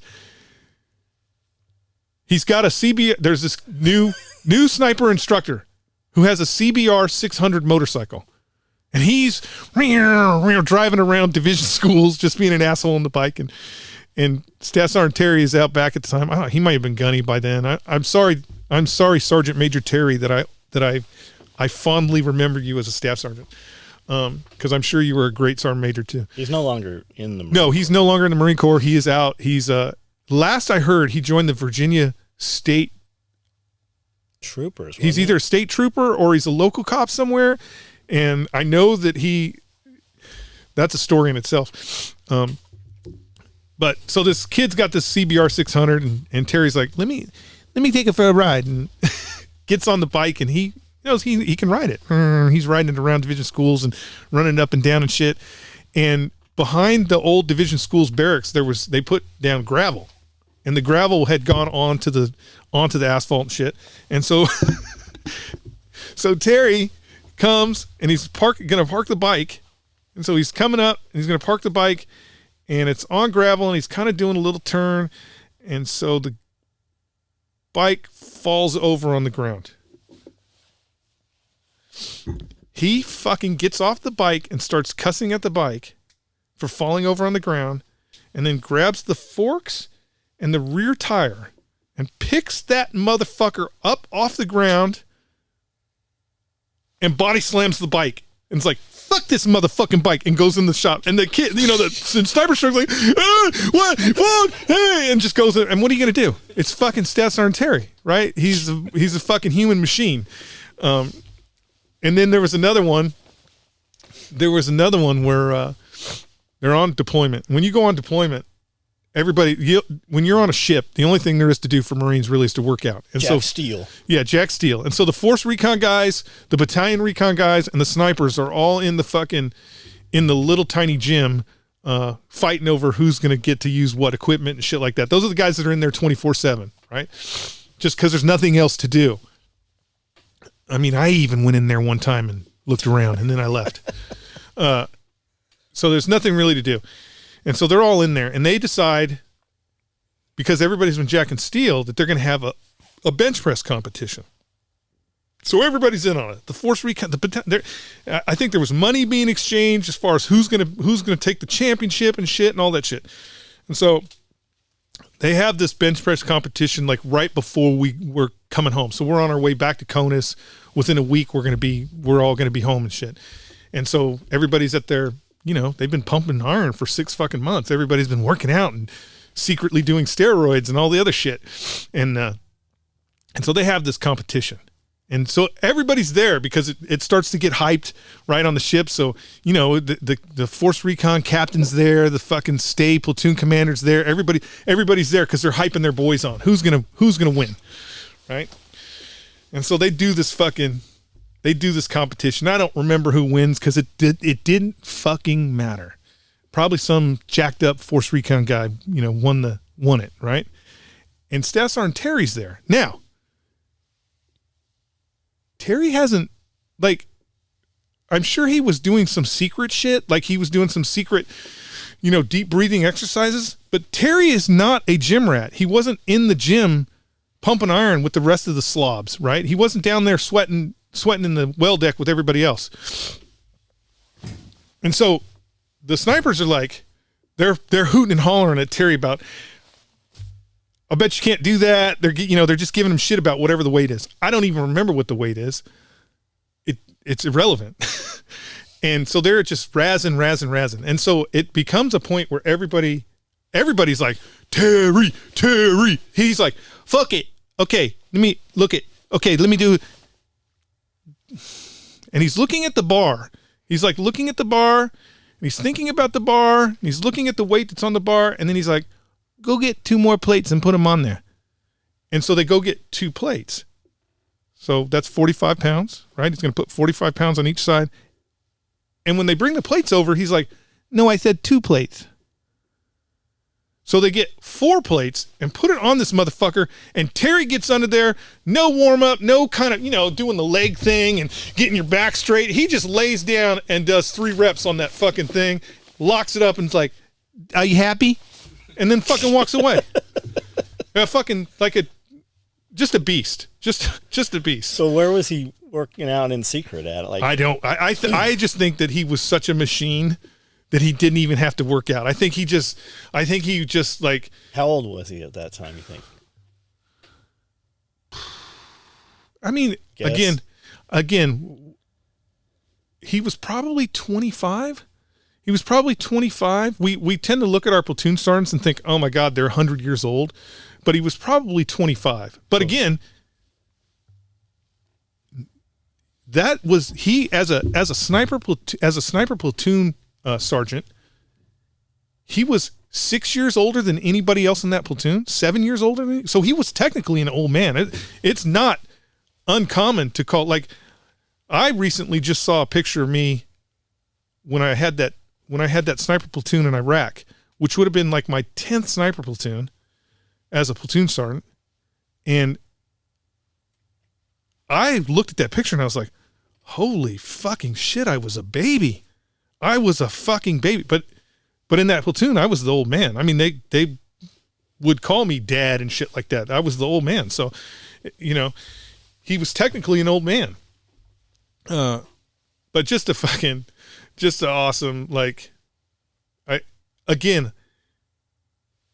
he was that type of guy when he was sitting at his desk and you came in, you'd be like, even if you were just like, I just want to go see Staff Sergeant Terry. I want to go see him. You would go in the room and you'd be like, I hope he doesn't yell at me. Because he was, but he was great. He was a great guy. Like, once you got to know him, it wasn't like he was foreboding or he hated people or anything. Would he hang out with you guys? Yeah, he would hang out. Like, he was like a regular platoon sergeant. He would hang out, shit like that. I mean, I never had him as a platoon sergeant.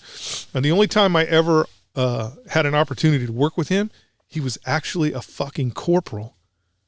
Was he a corporal or sergeant? He may have been a sergeant, but he was in, I think 3-4, or I don't remember which battalion. The battalion that they sent a battalion of Marines up to, if you don't know this, up to Los Angeles for the riots. Okay, pause there. Really? You got to pee again? This will be the last one. Hey, get one of those. We'll wrap this we up. need one of those things One thing.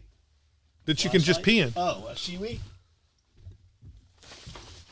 Tommy thing. Like, what's the little picture? Oh man, I forgot. I got a Powerball word I got to say. A vajankle. Are we still recording? Yes. Yeah. The Glock is the vajankle of guns. Vajankle? Yeah, go ahead and look up vajankle. That's the the type of gun that you're carrying in your crotch right now, Cody, a vajankle. Stabbing me in my gut. Hey, nobody ever really got on to Kiss. What about Kiss? No, I know. Nobody, but you know why Kiss? Do you know why Kiss is able to do that, right? What the fuck? That's a real thing? It's a real thing. You know why Kiss is able to do that? Gene Simmons is a card-carrying Jew. Oh. Or he's Jewish. But yeah, that's why, because he's Jewish. So your argument ends when you get to a place where you're arguing for, because the reality is it's mostly Karens. It's mostly white girls with nothing better to do who are going to argue out some statement, and then they have a bunch of dudes following around because they're hoping they're going to get laid if they're like, yeah, down with bacon, right? And so when you get to the point where you're like, you can't have lightning bolts in the name of your band, and he's like, why? Why can't I? You know what I'm saying? It's like it's just. Anyways, so we were talking about you having to pee. You're stuck on the carpet, bro. You're over your threshold. Yeah, I'm good. You're outside your comfort zone. I think John would like a vajankle. A vajankle? Yeah, I think he would like a vajankle. I remember vajankle is a holster for Glocks. If you have a Glock, you want the vajankle holster. Good to build some kind of kit that would hold those. Yeah. I know the shiwi. What is that? A pocket pussy foot? Yes. The vajankle. It is called the vajankle. I remember John. as a kid, we had a Pontiac Grand Am. It had this big nose on the front. It was red, white, and blue, like a flag almost. And we would take road trips. And it seems like we would go a long way. We'd be in the car a whole day, right? But we had this little pitcher that you would pee in. Like it was a common thing. And maybe it still is. I'm just not rolling around with kids anymore. But it used to be a common thing when you were road tripping. Yeah, you had pee, you peed in something. Like they didn't stop. My dad always had like some kind of soda bottle that we just. But we had a special thing. I think it came from a Tupperware party. I don't think those are the specialized pee thing, but. Those are the best if you're in 29. Oh yeah, so you can actually put your. If you're in 29 Palms, and I know they don't have the A-frames anymore because it's a kinder, gentler Marine Corps. The A-frames used to be these animal shelters that had dirt floors that you would sleep in when you were going to 29 Palms. And it was just tin covered, no insulation whatsoever. So in the wintertime, those motherfuckers, if it was 30 degrees outside or 0 degrees outside, that's what it was inside the A-frames. My sheep sleep in nicer things than that. And usually the closest head was like a mile away, right? It was always the one that there would be a head, like there would be a bathroom right outside of where your A-frames are. There would be one there, but it would be closed. And so you would have to hunt for A-frames. So in the old days of the Marine Corps, you never wanted to drink any sweet tea in the morning because all those Gatorade bottles would be full of piss. I was going to ask you, how many times have you drank out of something and it's been fucking tobacco chew? Spit. I would get hit. Ship was the worst because the confines on ship is between the racks is very narrow, and so you'd all be standing there, and I would take my Diet Pepsi can, of course, and I would set it down. It was Pepsi back then. I was hardcore. And it's probably healthier for you. And it was so dangerous that you would get that back, and because everybody dipped back then, so probably 3 or 4 times I've drank some spit. Even Sperling, damn Sperling got me like a week ago because he's still a dipper, and so we're on a road trip somewhere. And he fucking spit in one of my drinks. And I'm like, oh, that's not good. He's like, oh, shit, I'm so sorry. The only exposure I ever had to chewing tobacco were Marines that worked at the shop. Right, yeah. I'd never seen it before that, and I've never seen it since then. Every now and then you'll see a big girl at Walmart that's got a ring in her pocket. But it's just not around anymore. It's not in the building. I haven't had any employees doing it. I don't think it's a like a real thing anymore. But they used to use it to stay alert, right? It had caffeine in it or something. Well, it's got nicotine in it. So like all of the front, if we had a flat pocket on anything, it was always Skoal or Copenhagen that dudes were putting in there, right? It wasn't a Lensatic compass. It wasn't a Silver Ranger compass. It wasn't face paint. It was always. If you're a U.S. Marine, especially if you're a scout sniper, and you have Copenhagen in your pocket, you don't need a fucking. What do you need a compass for? Your training will take you in the direction you need to go. They will always find a way. You just need the Copenhagen. Now, I'm saying that, and I never dipped in the Marine. I never dipped and I never smoked. So same. Okay, back to Terry and Terry, Sergeant. The L.A. riots. I feel like he was a corporal. Might have been a corporal. What were you? I was a lance corporal, I think, in the LA riots. Maybe. Anyways, I don't remember. But it was a long time ago. And so they muster up this battalion because this battalion has to go to. Were you up there as a sniper? As a sniper, yes. Was he there as a sniper also? He was a sniper too. So section. I think he was a sergeant. He had to have been that much. He had to have been at least a sergeant. And so. He's in 3-4. I believe it was 3-4. If I'm wrong, Marines, I'm sorry. That battalion commander got relieved. But I was in 1-9. And so everybody is preparing for the LA riots because they've put the Marine Corps on alert for the riots. And so I remember one time, anyways, it's a long story. They put the Marine Corps on alert. 3-4 gets tasked to go with LAR up to Los Angeles to help the National Guard because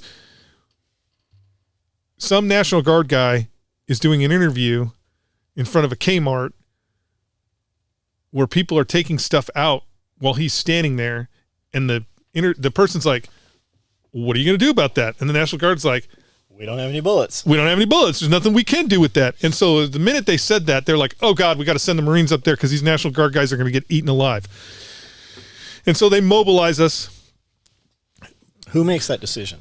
At what level does that happen? Well, for the Marine Corps to be deployed to Los Angeles had to have been the President of the United States. The Marine Corps is considered now they used a crazy loophole. The Marine Corps is considered the President's own, and technically the President of the United States can deploy Marines anywhere in the world for 90 days without congressional authority. Not really supposed to be LA, right? Because it's posse comitatus. You're not supposed to use federal troops against your own people. It's not supposed to be LA, but LA was on fire at the time. LA was on fire, and they were like, we'll take a chance. We'll send the Marines. Nothing's going to happen. They'll all be good.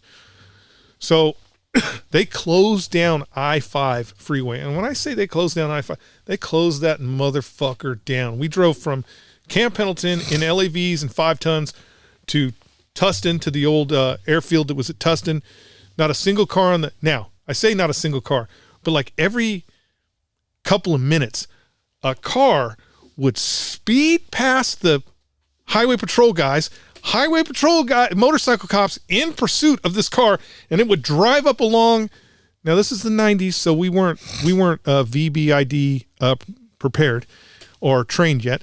This car would speed up alongside the convoy, and there'd be like 3 or 4 high school kids in there with American flags, waving American flags and shit, and being like, honk the horns and shit, and then they would speed off at the next thing. Can you see this as a passenger in the LAVs? LAVs? In the 5, because I'm in a 5-ton. There's no tarp on the 5-ton, and Tell them what the LAVs are. The LAV is a 6-wheeled armored vehicle with a 25 millimeter Bushmaster at the time. I'm sure there's other shit on it now that the Marine Corps used and I think still uses. How many bodies does that carry? Well, they have a commander, a driver, a gunner, and then the LAV 25s that we had, they could take 4 passengers in the back. They were considered their infantry support guys. Usually there'd be like 3 guys back there or 2 guys, because it was a pretty cramped space. And so we're in these vehicles hauling ass up to LA, no speed limit, as fast as your little military trucks will go. And we get to Anaheim, and we have to drive through Anaheim to get to Tustin. And we get to Anaheim, and the people are lined up on the streets with flags. Did you see Disneyland? No, did not see Disneyland.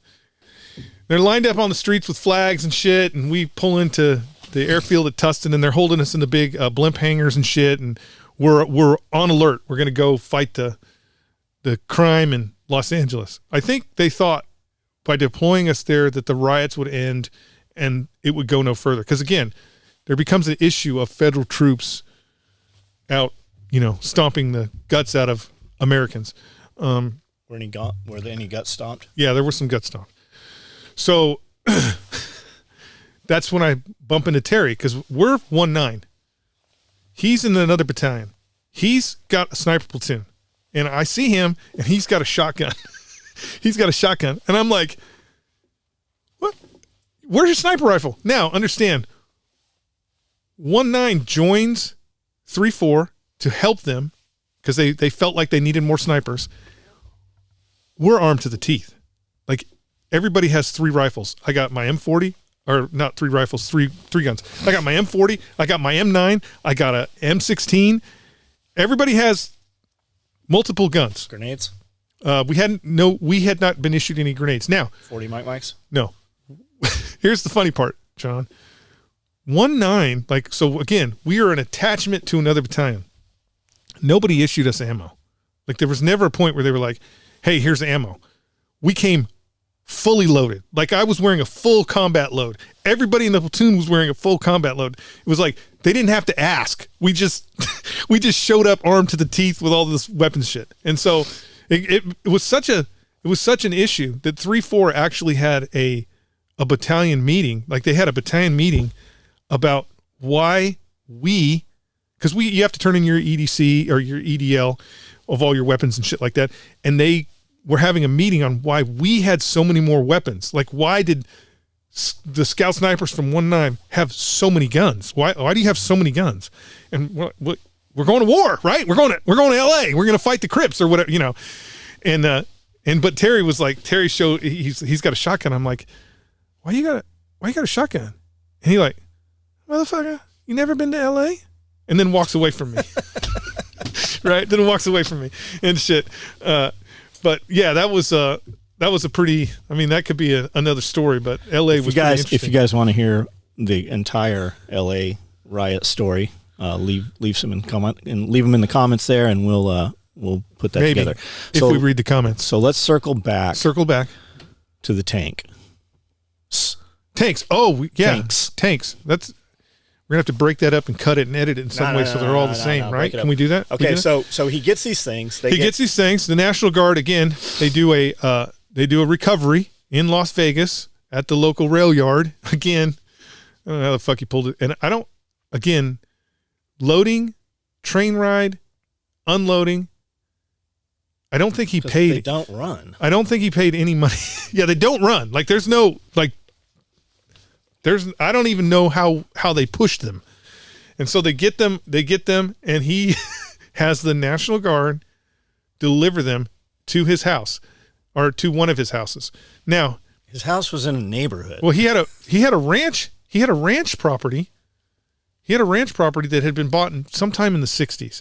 And so it was, I want to say it was 5 or 6 acres. It wasn't huge, but it was, had a nice house in the center of it and shit. And like you could tell that this property had been around for a long time because of the, the old fencing and all that shit. Aren't there some mines or something out there near there? Well, that's it. That's the other place.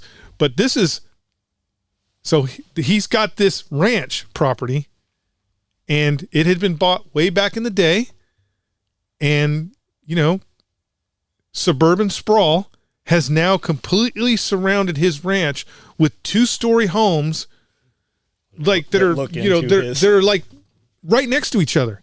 And all the whole back row of houses are looking into his lot. And he's got these 2 Sherman tanks parked in this lot. Just awesome. I mean, Billy was awesome. Had these 2 Sherman tanks parked in. So one was an Army one. It had a radial engine in it, which was very, very rare and very expensive. And the other one was a Marine Corps one that had actually been in the Pacific. And the way you can tell if a tank was a Marine Corps one and in the Pacific they welded 4-inch spikes on the top of the tank. So every upward surface had a 4-inch spike welded on the top of it. So sometimes you would just see the nubs because when they would bring them back, they would just knock those things off. But this one had spikes on it. Still had some spikes on the top, and that was because tank crews were afraid, and it may have happened. I don't know of any incidents, but I'm sure it happened. Otherwise, they wouldn't have allowed the modification of Japanese jumping out of palm trees and dropping a grenade inside and shit like that. So it's like the anti-bird shit that everybody puts up now. It was the anti-Japanese throw a grenade in my tank thing, and so he had those 2 tanks. One of them went to, I believe it was the Marine Corps one. I don't know. I'd have to call his son and ask.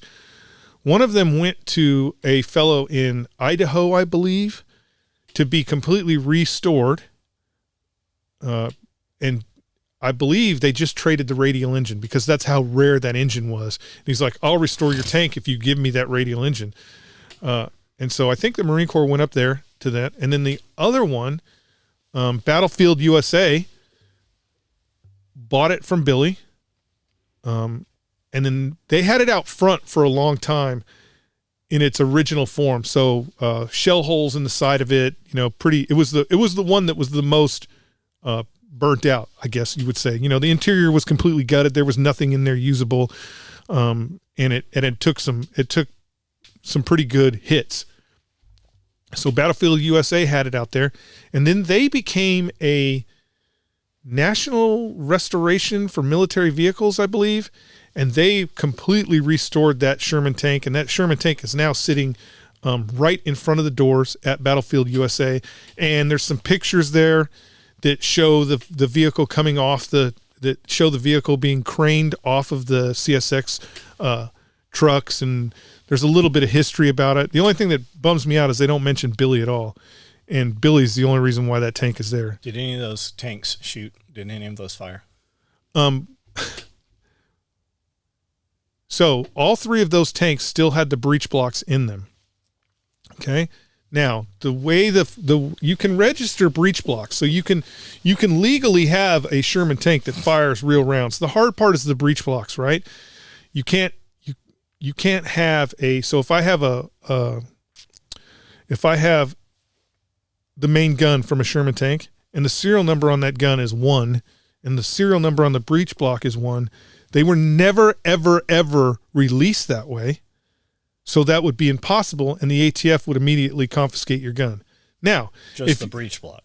They would probably, knowing the ATF, they'd probably confiscate the whole thing because it's once it becomes not the tank, the gun. Because once it becomes a unit, it's called constructive some bullshit that they do. They would take the tube. They take the tube and you just have a turret. I mean, I don't know. I would bet that they would confiscate the whole thing because imagine the dude that comes to show up to take that. Yeah. So it would be illegal for you to have a registered serial number that matched your bore. But I now have 3 tanks with 3 breech blocks on them. Not you. Not me. Billy. Billy's got 3 tanks with 3 breech blocks, which means he can have a different serial number for each one of those guns. So I do believe he got all 3 breech blocks. But I don't think that any of those, I don't think that they got put on anything because he died not too long after those things were fully assembled. So there's actually an episode of American Pickers where not American Pickers, who's the guys in Vegas? Pawn Stars. Pawn Stars did an episode where they're actually driving around the desert in one of Billy's Sherman tanks. That's awesome. Yeah. But really cool. And it's amazing how far people will go to get something really cool. And, the reality is, even if Billy Stojak, if Billy Stojak had an M1 Abrams with a breech block on it, it would be safer in Billy Stojak's hands than in the U.S. Army's hands. That's the sad part. The sad part is people freak out about stuff that they don't need to freak out about. And, because the reality is the ATF knew where he lived, where his house was. He had so many registered machine guns. I would get sick every time I went over and saw some new piece of kit that he had, because he just had everything. Just some beautiful, beautiful classic guns that he never considered classic guns. He always just considered them, I don't want to say tools, but at the tool level. So he had a registered Carl Gustaf, not the Carl Gustaf, the Swedish K. So he had a Swedish K, right? Submachine gun. Perfect Swedish K submachine gun. And he's like, you know what would be cool? Is if I had a red dot sight on it. So he machined the mount and welded the mount and put it on his Swedish K. And then he's like, you know what would be cool? This stock is kind of clunky. If I had an AR-15, so he would modify the gun in a way that would make it no longer worth the amount of money that it was in its pristine condition. But he's like, because I'm going to shoot this shit. I'm not going to, we would go shooting, and some of I got a couple of guns. And the whole point of driving to Vegas was so I could shoot my guns unimpeded without the cumbersome reality of California. So I can go to Vegas and I can do whatever I want, shoot into the desert and have a good time and not be looking over my shoulder the whole time. But Billy would be like, you going shooting?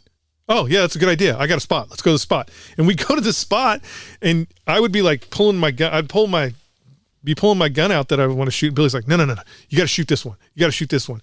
And we'd spend all day shooting all Billy's guns. And I never got to shoot it became a point. No shit. Sorry, Billy. Love you to death. I would have to sneak. I would sneak. I would come in a day early, shoot my guns, and then go see Billy because I knew Billy would be like, no. What you really want to do is shoot this. And I did. It's not like I didn't. I mean, I want to shoot the belt-fed Lewis gun. Who doesn't want to shoot that? But you just didn't get to shoot any of your shit. And at the time, I was living in California, and as we know, California sucks. What was that? What was that coffee table? gun he had. Oh my God, that was the first time. That was the first time I'd been in Billy's house. I needed some. No, I needed some G3 mags. And Billy's like, I got some. No, don't worry about it. I was an HK rep for so many years, whatever. And he goes, I got some, no problem. And he goes, you got to come to my house. So we go to his house, and he's got this house in the middle of suburbia that it looks more like a federal prison than somebody lives there. And it's actually a weird house. It's a ranch style house that has a single story, but then it has an apartment over the garage. And so we go into his main house because he wants to go in the garage.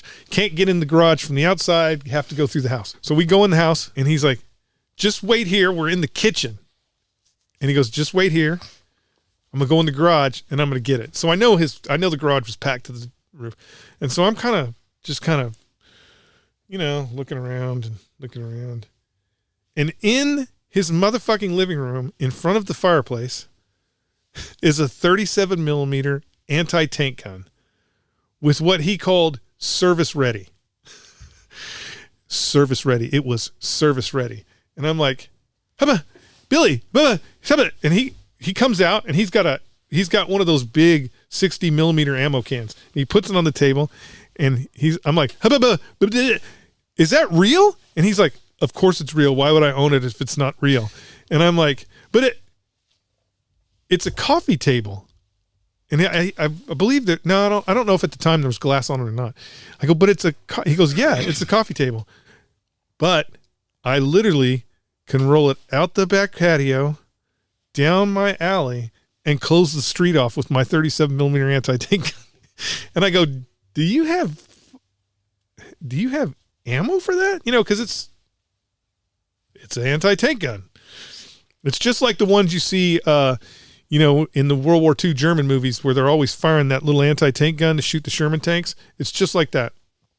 And he's like, of course I do. It's ready service. And I go, what the fuck does that mean? He goes, it means it has a full complement of ammunition for what it would have had in World War II. It's ready to go. I'm like, what? What do you mean it's ready to go? We need to fire this shit. He goes, it's a pain in the ass to get out of the house. But that's the way all his shit was. It was always, every time you would be like, I would see some crazy shit. He's like, yeah, it's ready service. If we could walk out and shoot this thing right now. But yeah, 37 millimeter anti-tank gun is a coffee table. Beautiful. And then he, he hands me this M60, 60 millimeter mortar can, which they're bigger than normal cans, longer. And he's like, here's your mags. I was looking for like three mags, right? Like I was looking for like 3 mags. He's like, here's your mags. And there's, I don't know, I think there was like 40 mags in there, some shit like that. Still wrapped in paper. I'm like, I open it. I'm like, I can't take all these mags, Billy. You need mags. I know you got, this is too much. And he's like, he looks at me, goes, no, you can have those mags. That doesn't even scratch the surface. So if you're going to get if you're going to get a tank and one Abrams. One Abrams, yeah. What color would you paint the tank? I think I would do woodland. Just because we're here in Tennessee, I would do woodland. You wouldn't do Marpat? Marpat's too hard. It's too hard for people to paint. You can't do it? No, I can't do it. Just do a little bit each day. I mean, maybe you could do it a little bit each day, but I can't do it. Do you have a Marpat tattoo? No, I don't have a Marpat tattoo. I mean, I can put one on you.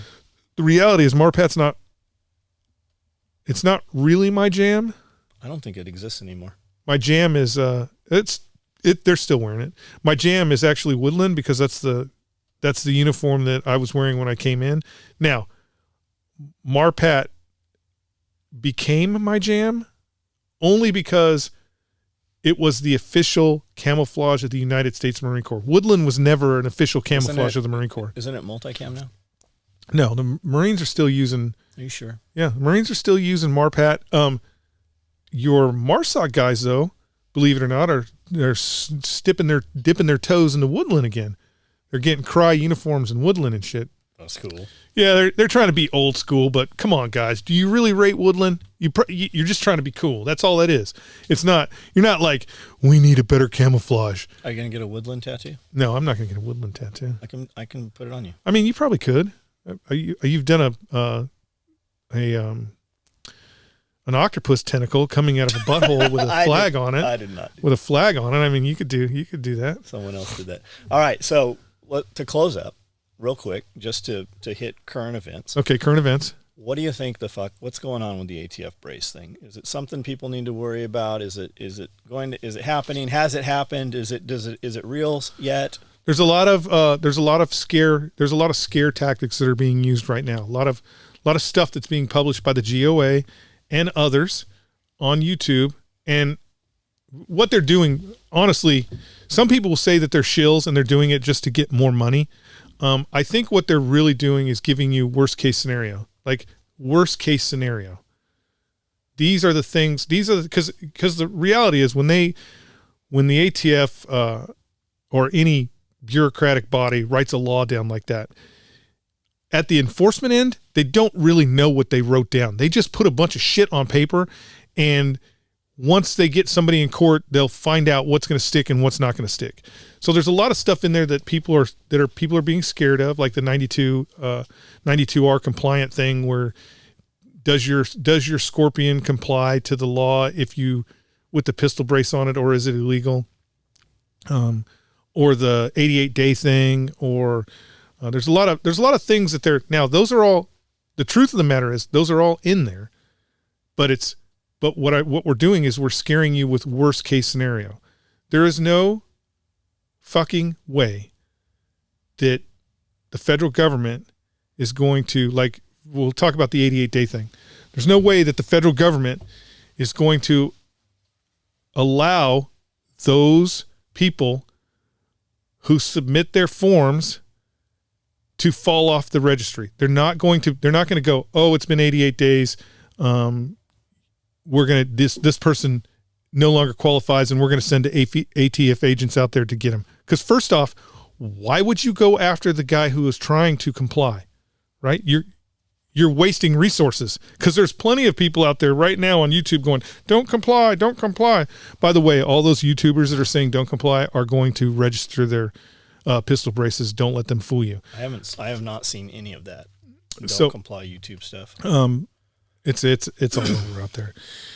So it's a lot of scare tactics. Okay. The reality is they want nothing more for you. They want nothing more than for you to submit your paperwork, submit your fingerprints, and have that gun on the registry. These are long-term plans. They're not short-sighted, like, oh, we'll just let everybody fall off in 88 days and then we're going to arrest everybody.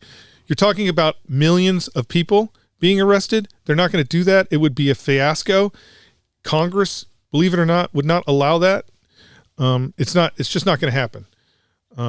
So the question is, do you register? You don't register. It's a free tax stamp.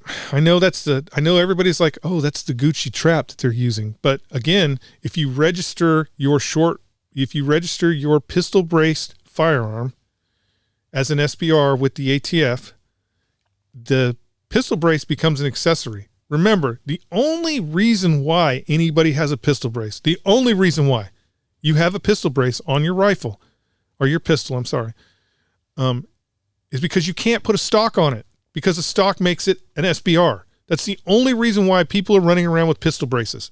Only reason. Clear and cut. Nobody is going to say that a pistol brace is better than a stock. It's not going to happen. So if you do register your rifle with the ATF, that is an accessory. It's not a major accessory. You can change that into a regular stock. Now you have an SBR rifle, and you have exactly what you wanted in the first place. And you didn't have to pay the $200 tax stamp. I mean, let's be honest. People bought pistol braces because they didn't want to pay the $200 tax stamp. That's the reason why, SB Tactical they're multimillionaires now, because people didn't want to pay the tax stamp. So instead of paying the tax stamp, I think it's just as much as they didn't want to wait the time, and they didn't want to pay the tax stamp. They didn't. It is a hassle. I mean, people applying to make one into an SBR, do they get denied, or is it just a kind of a surefire thing? Well, the only way you're gonna get denied is if, and here's the rub. The rub is there are people out there in this world who have bought firearms from their local dealer, or they live in a free state and they have bought firearms from Chad, and they have this pistol brace, and they're like, I want to follow the rules. I want to follow the law. I'm going to register it. And they really can't do the background check, meaning the background check's going to get done and the ATF's going to come back and be like, hey, buddy, you're not even allowed to own a firearm. Got it. That guy's fucked. He's fucked because he basically told them, I assembled this rifle and I have it in my possession. Now, honestly, I think, regular Joe citizen, if that happens, I think the ATF is going to be like, turn that fucking gun in. Let's be done with this. I don't believe that the ATF is going to be flying black helicopters all over America, kicking in people's doors, shooting their dogs, and taking their pistols. It's just not, it would be a fucking political nightmare. It would be first off, it'd be a political fiasco because, you're talking about a lot of fucking guns. And can they get 10? They could probably get 10, but then the fervor is going to happen where they're going to end up in a lot more gunfights than they really want to be in. And it's not fucking politically worth it. Why would you get in all these guns? They don't, the reality is that the government does not want to get in gunfights. They don't want Ruby Ridge to happen. They don't want that shit to happen. Those were fucking federal mistakes. What they want to do is they want to pass laws and they want to be able to incarcerate you without a problem. Now that's easy when we're talking 10 or 20 people, right? It's easy when we're talking even 100. If there's 100 people spread across the country that the ATF wants to jam up or just the federal government wants to jam up for some reason, they can quietly arrest 100 people and you wouldn't even know it. I mean, that's what they're doing with the January 6th stuff right now, is they're quietly arresting people and putting them in jail, and you don't even know how many people they've arrested. The pistol brace thing is different. I mean, there's an estimate, SB Tactical says 10 million. Some people believe that there's 40 million. Did SB give over their customer list? They did not give over the SB Tactical is actually fighting it again, of course, because you have to think who financially benefits. Is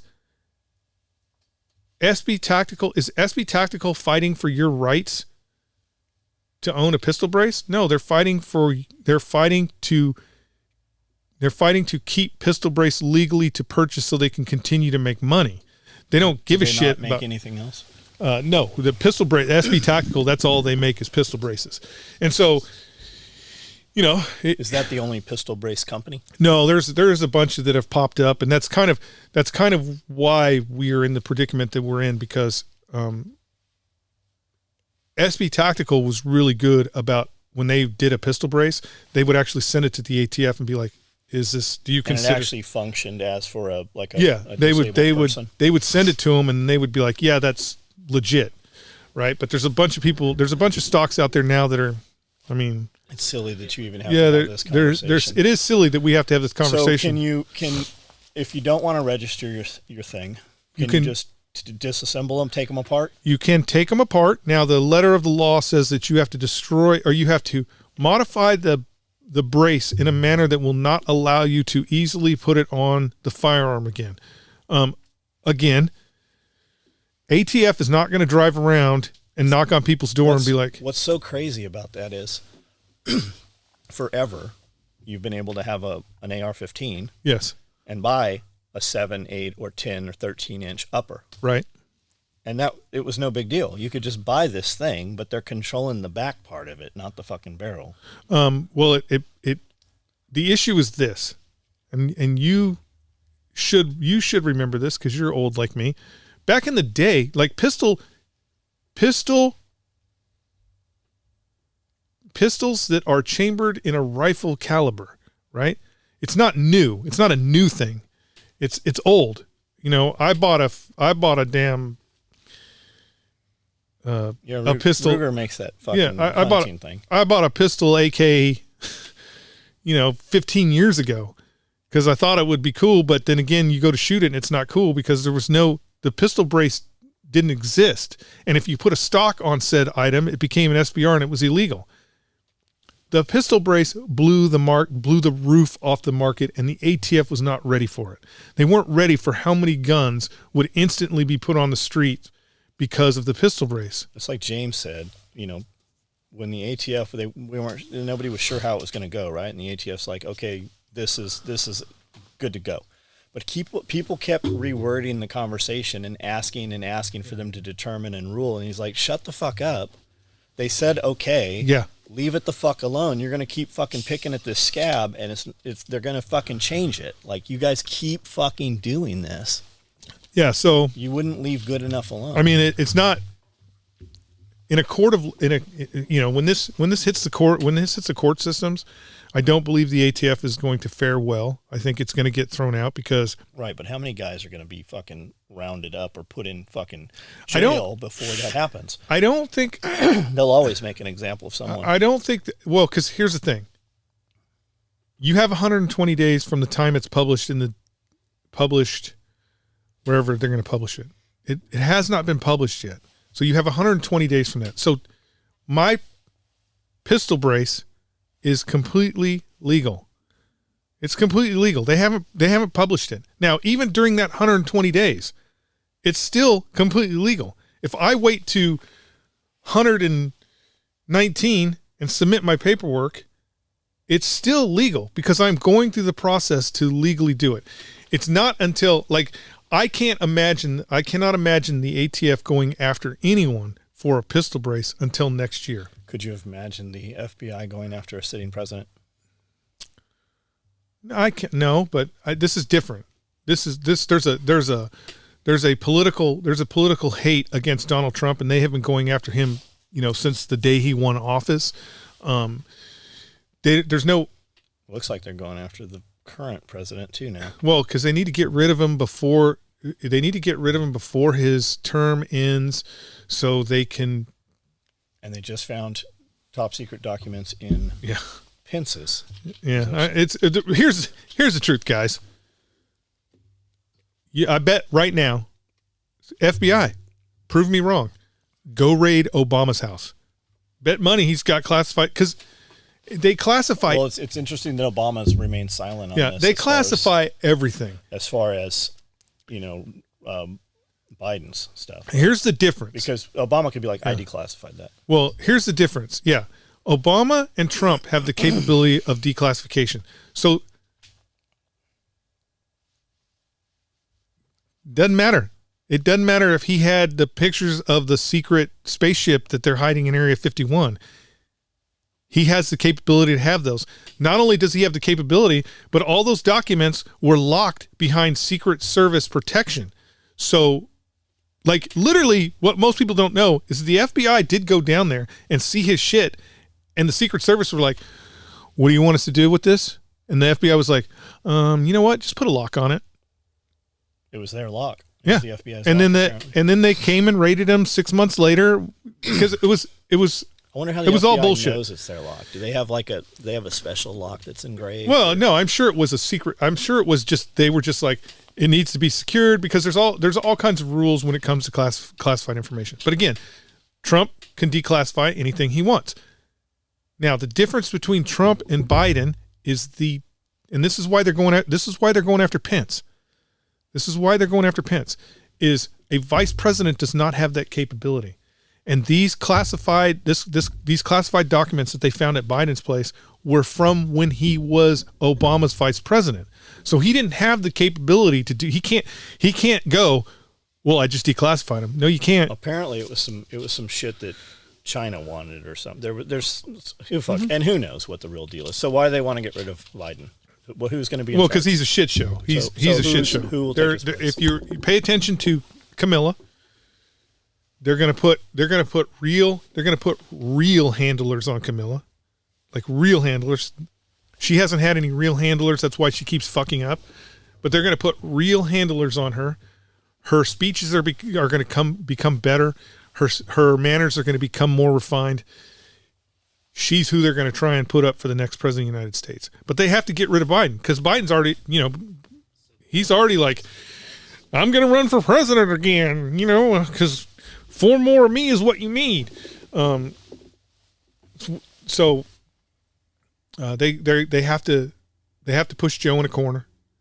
They're probably going to push him in a corner over threat of federal indictment. All they got to do is stop giving him his fucking chemicals. Really, that's all they got to do. But they're probably going to push him in a corner over federal indictment. He's going to get some, big payoff because that's all the Bidens are is a payoff machine, and that's it. And then Camilla will run for president. He's not running for president. The Democratic Party's not going to allow it. So, anyway, so pistol braces. I would say whatever your heart content. I don't believe that it's going to last. I believe it's going to get shot down just like the bump stock did. But I will also tell you it's better to be registered than not registered. So these pistols that you put this pistol brace on. Yes. Will a normal stock go on them? Well, like an AR, you can use a normal. Well, yeah, it will go on. It's just not legal. I can just take that pistol brace off, throw it on the ground, and a M4 stock will slide right on it. I mean, semi-automatic AR-15 stock will slide right on it. It worked just the same. So that's the cool thing about what SB. So in case of war, break glass when there are no more laws anymore. Yeah, and there's it just becomes one of those things that, like, if you've been. Because my thing is, right, take it off, okay, and you had to, fucking destroy the thing. Right. What is it, $90, $200? They're expensive. Okay, throw it away. Yeah. And when the law gets shot down, then I'm sure they're going to continue to make these. Buy another one when you're in the clear. And if you're not in the clear, then you've gotten rid of, when your ex-wife leaves you and remembers you grumbling about this, she's not going to be able to go, hey, he's got these 2 things. Yeah, you can do that. But how is that? How are they going to make that illegal when every dude with an AR-15 probably has 5 different fucking stocks sitting around that would readily go on that motherfucker? Has to be intent. So they have to show intent. If your pistol brace is in a rifle case and the stock is and the M4 stock is in the case with the pistol brace, they could argue intent. But again, in that scenario, the ATF is not knocking on your door because they think you have this pistol brace. When they're saying imported pistols, they're not talking about like any imported pistol with an optic, right? They're not talking about like a Glock with an RMR or something. No, because a pistol. It basically has to look like a rifle. A pistol is not. It'd be cool. I wonder if they make a Glock. I think they do. They must make a Glock pistol brace. So I saw one in a store just the other day. I don't know if it's SB or not, but it clips onto the front rail of a Glock and gives you a full fucking frame for it. I've seen chassis. Yeah, the chassis. That's considered. But even those chassis are considered. They're considered braces, and they have to be registered if you have one. So, I mean, if you own a pistol caliber gun, they're not even looking at that. It's just these rifle caliber guns that they're worried about. Remember when your hobby used to just be dirt bikes? Yeah. Unfortunately, my hobby has always been guns.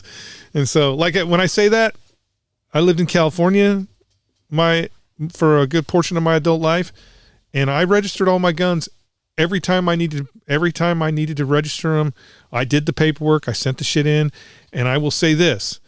When they did come knock on my door, and I did get hemmed up for something that had nothing to do with my guns, and then they tried to turn it into a gun thing, it was that registration that I did with California that saved me and all my guns. They were literally dancing around. We got you. You're getting locked up. Yeah. You're going to jail. He's like, no, I have paperwork. He's like, you have paperwork? They didn't even compare it. They didn't even look at the serial numbers. Yeah, they didn't look at serial numbers. They just knew that. They packed their shit up and left. They just knew that wasn't. Well, he actually went in my house and watched Apocalypse Now. So, I mean, but again, okay. You can fight this fight. I don't believe... But you're going to find out that you're fighting it by yourself. I don't believe that it is a trap. I don't believe that it is a trap in the way everybody's saying it is, and the fact that they're just going to... You're going to turn your rifle in and there's going to be an ATF agent there. They want you to register it. They want to have you send their fingerprints in, your fingerprints in your picture, and they want you to do that. Okay, they want to have that on record. That's more important for them than kicking in doors and taking the risk of some sort of Waco nightmare that they're going to have to live down for 20 years. They don't want that. They want your fingerprints on file. That's more important. It's more important to be able to go, all right, we're going to Cody Willis's house. We believe that he is molesting squirrels. These are the firearms that he has in his house that we know about. That's what they want. They want to be able to, identify you and the guns that come with you. So I don't believe it's a trap, and that people think that like, oh, they're just going to drop you off the roll and you're going to be an instant felon and we're going to put 88,000 people in jail. They're not. They don't want that nightmare. Plus, then they have to go execute those warrants. Okay. They have to execute those warrants, and more states are telling the feds to fuck off when it comes to this kind of stuff. So they don't want to do it. And the reality is your local ATF guy is not a card-carrying leftist waving the flag of injustice. They're just regular dudes. They're regular dudes. And, if you go to your local ATF representation rep, he really wants to go get fucking Dr. Strangelove that's dealing crystal meth out of the fucking trailer, who has 3 homemade machine guns. That's who they want to get. They don't want to come knock on fucking Papa's door and be like, Grandpa Methuselah, we hear you have a pistol brace. Where is your local ATF guy? Here I don't know. Memphis, on a golf course in a fucking bungalow. No. I think our closest ATF rep would be Memphis. I'll bet he's in the TBI office in Nashville. I'm sure they got this building on a hill. Looks like some shit out of Man in the High Castle kind of shit. Yeah, I'm sure that Nashville has some ATF reps, but I would say closest to us would be Memphis. And I'll bet I'm probably wrong. My local ATF representation, if I am, go ahead and leave it in the comments. There's a federal courthouse in Jackson. My guess would be that Memphis has more ATF agents than Nashville. Maybe. That would be my guess, just because I don't feel like ATF of the type of crime. I don't feel like ATF's rolling up gang members. I feel like they're rolling up people that pay high fines. Well, I mean, like employed, the big thing with the reality is your local ATF rep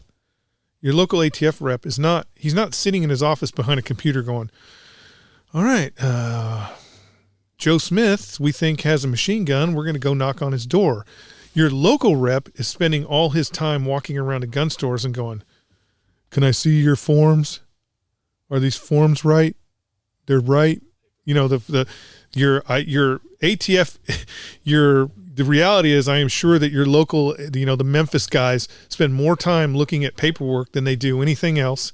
It's not all, it's not like the movies. It's not all hanging on helicopter skids and, jumping through plate glass windows. Sometimes you just got to do the paperwork. I mean, the reality is that our sheriff friends in San Diego, when I talked to him about, his job, and he's like, I spend more time doing paperwork than I do actually doing police officer stuff.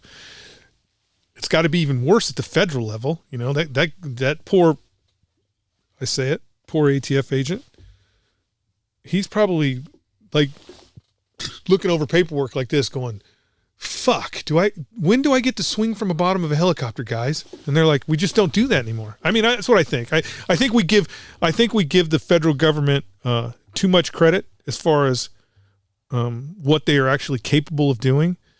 Because the reality, even if you think like Ruby Ridge, the only reason why Ruby Ridge happened was because of local law enforcement assets. Without those local law enforcement assets,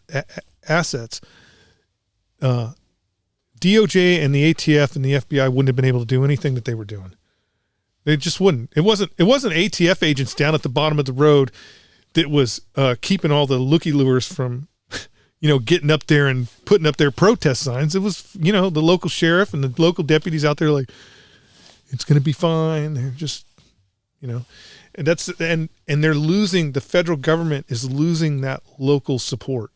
And that's a problem. It's a problem. There are states right now where it's illegal for ATF to even show up and try and arrest somebody for a gun crime. Several. So we'll see how much teeth that has. I think you'll see soon. So pistol braces, I say register them. Here's the reality. It's the federal government, and the federal government sucks. So they're going to tell you have 120 days, but nobody even has forms yet. Nobody has forms yet. Most guys with a pistol brace on, have the pistol. The pistol's registered. They know you have the thing already, I would think. Well, it depends on where you bought it. But what percentage are we talking about? It's not a big percent. It's actually not a big percent. 90%, 95% probably are registered? No, it's not a big percent. It's actually a lot lower than you think. California, there's a couple other places where your registry of the firearm actually goes higher. But the 4470s, without ATF actually going into the gun store and confiscating those forms, they don't know who bought a gun. I think that's incorrect. I think that because they've been busted out over and over, they have a program, they photo it, digitizes it, and puts it in because they can literally bring it into court, and they can toggle the switch to turn it on and off. If they're doing illegal stuff, if they're going around the end run, but you have to understand, even if every ATF, if Joe Biden tomorrow said, I want a gun registry, make it happen, find all these guns, and every ATF agent was at every gun store going, Duke, Duke, Duke, Duke, Duke, it would take them years. And there's 300, and there's they keep saying 330 million guns. There was that many guns when I was 12. They have no fucking, the whole point of registering your brace is they have no fucking clue. Like, I'll give you an example. When you ask the ATF, how many brace pistols are there? Okay. When you ask the ATF, how many guns are they going to have to do? They say between 10,000 and 50,000. Okay. So they say that. I heard Colleen Noor say that there was 16 million just last year, I thought. So that's the ATF, but the ATF says 10 to 50,000. SB Tactical alone says they've sold 20 million stocks. So yeah, they have no I'll give you another true example. I registered my rifles with the DOJ in California. I registered all my bad guns. You get a little thing in the mail. A card came in the mail. It said, "Hey, thank you for registering your guns. These are the guns that we have on registration. You're going to get a card soon. Carry that card with you wherever you go." I never got a card. A year later, I called the California Department of Justice. I actually got a hold of a special agent, and he was like, I go, "Hey, I'm just checking. I want to make sure that I'm compliant. I never got my card." He goes, "Did you get a letter?" I go, "Yes, I got a letter. It has all the guns on there." He goes, "That's all you need. Just make copies of that and spread them around. Make sure you have them." He goes, "They didn't fund it. There's no money. I'm the only one here. I couldn't even tell you if you had registered your firearms." And, when the said situation happened, they had a board that had my picture and then guns, right? Guns. They had 10%, and they had 10%. And the crazy part was they probably had 2% of the guns that I registered with the state. I mean, I think we they didn't do their due diligence. But we give the government too much credit. They didn't go to look it up. It's there. We give them too much credit for being able to do kind of that was just like poor all these detective work. Maybe it's poor detective work, or maybe it's just when you're looking for a needle in a haystack, a lot of hay looks like needles. I mean, I think we give the federal government more credit than it deserves when it comes to what it actually can do. I mean, fuck, we haven't won a war since World War II. Okay, so is it going to get better or worse? It's going to get worse. The gun thing is going to get worse because of what the because of what the Supreme Court did. It's going to get worse because of what the Supreme Court did. It kills almost every gun control argument that we've heard for the last 30 years. It really does kill them. They're going to get annihilated in the courts outside of California because the courts are going to do whatever they want to do. What do you mean it's going to get worse? It's going to get worse for gun people because there was this argument, right? There was an argument in the United States about gun control, and it had a theme, and everybody followed that theme. Right? They just followed that theme. They went right along with it. Like, the federal confiscation, the federal ban on assault weapons was actually, stolen from California. And that's how they just did it. Right. And so everybody was following a certain theme. Well, the Supreme Court has actually with that decision, the Supreme Court is actually like, well, your theme is no good. Your theme sucks. Fuck you. So now Instead of me, it's like this, John. Instead of me just handing you the gun confiscation package and going, hey, bro, this is what we're doing. Because we've been doing it for 20 years and it's worked in California and it's worked. Here's the thing. And this is the playbook that we're going to use. Boop, boop, boo. And then I walk off. They're not doing that anymore. Now they're like, we need a new game. We need a new game plan. We need to manipulate we need to manipulate it against the Supreme Court. So there's going to be new laws and regulations that the truth of the matter is, on the gun side of the house that we're not going to be ready for.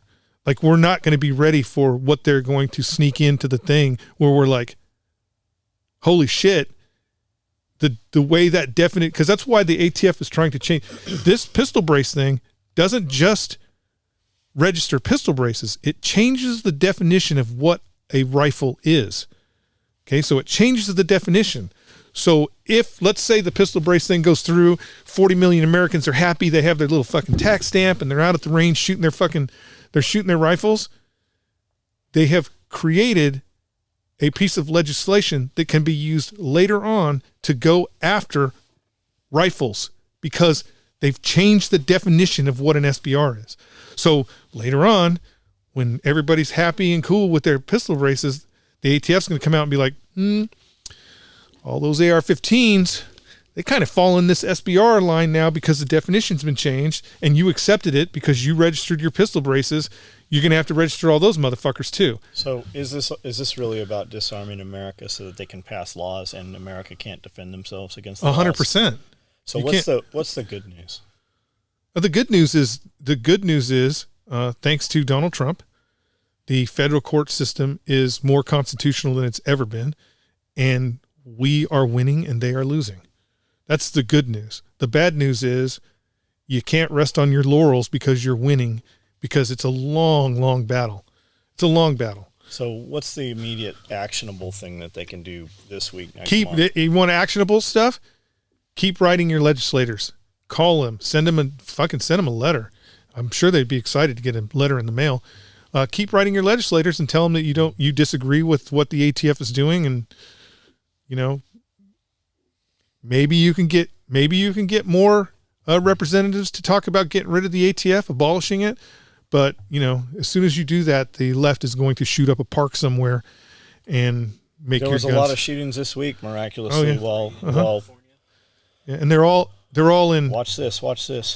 They're all in, the truth of the matter is they're all in areas that are very gun control, not gun friendly. And those people are all on the left. Like, 100%, this is no shit. 100%, if you want to stop school shootings and you want to stop mass shootings in the United States, I promise you I can get them down to 90%. Below, you need below. I can get them down to 10%, maybe even lower than that. And you only have to craft one piece of legislation. If you're a Democrat or a liberal, you can't own a firearm. That's it. That's it. Miracle solved. First off, if you're a Democrat and a liberal and you're for gun confiscation, then you shouldn't have a gun anyways. So you shouldn't be mad about that. If you're a Democrat and you're liberal, you really should look into the fact that most of your mass shootings it's your side, right? It's your guys that are doing it. It's not the Christians out there shooting everybody. So, I mean, everybody should own a gun. That's the other problem that they have. The other problem that the federal government has is the left is starting to embrace firearms at the same rate as the right. And it's very hard for you to be like, nobody can have guns when your side is like, hey, these things are pretty cool. I like having this firearm. So, I mean, I don't know. I think that's the thing that could bring the country together. Really. I really do believe that we can have common ground if we're all carrying guns, because then, it's like, what gun do you have? Oh my God, I can't believe you have that gun. Or if you could all just meet at a park once a month and take turns driving the Abrams. That would be cool too. I mean, think how cool that would be. Let's get the GoFund started. Somebody get Elon on the hook on this, because fucking Elon, goddamn Elon came out and said tanks are death traps. I think he's listening to this podcast. He also put a ton of money into that Chat GPT, that AI shit. Elon's the number one funder in that thing. Of course. All right, guys, if you like this, if you want to hear more of this, leave some comments. Tell us what you want to talk about, what you liked, what you didn't like. If you want to hear this on a timely manner, typically when you're listening to this, you're members only. We don't put these up public. If you think these should go public, we can discuss that. If you want to hear this on a timely manner, so it more is current affairs, tell us if you're interested in that too, and we'll figure out a way to maybe make that happen. Oh, okay. Yeah. And don't forget, Glock, for all my Glock fans, the Vajanko is the best holster for Glocks. What soda would you compare Glock to? Oh, they're RC Cola. RC Cola. Yeah, they're RC Cola. They're still around, but it's not a real soft drink. It's like, it's back in the back. It's that soda that has the dust on it. I'll bet we could go next door and they still have glass bottles of RC Cola. Brandel, I know you. Come on, Brandel. You eat the hot dog that has been turning the longest on the little turny Hot Wheel. You don't get to chime in about your RC Cola. All right, guys. That was episode what? 12. Episode 12. Pulling the Thread podcast.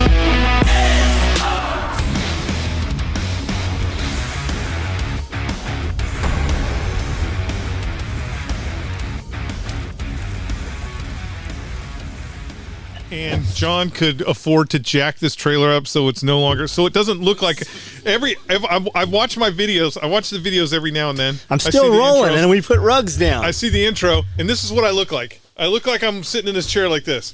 Hey, what's going on, YouTube? It just keeps going. We've got kit. Last night we were awakened by a horrible sound of a puppy being attacked by coyotes. The sound was heartbreaking.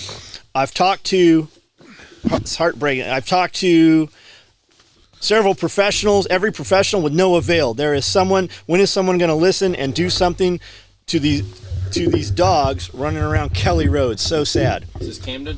Yes, of course. This went up a minute ago, and I like this dude's post. Why don't you take them in and care for them all? I'm like, yeah, don't use logic. I always like the little memes where it's like, it's cold outside, bring your animals inside, and it's a cougar or something sitting out. I love it. Yeah, I love it. A cougar looking in the window. Love it. They're cold too. Bring your animals in. We should make camouflage blankets for all the field cows. Yeah. Snow camo. We'll do them out of multi-cam alpine.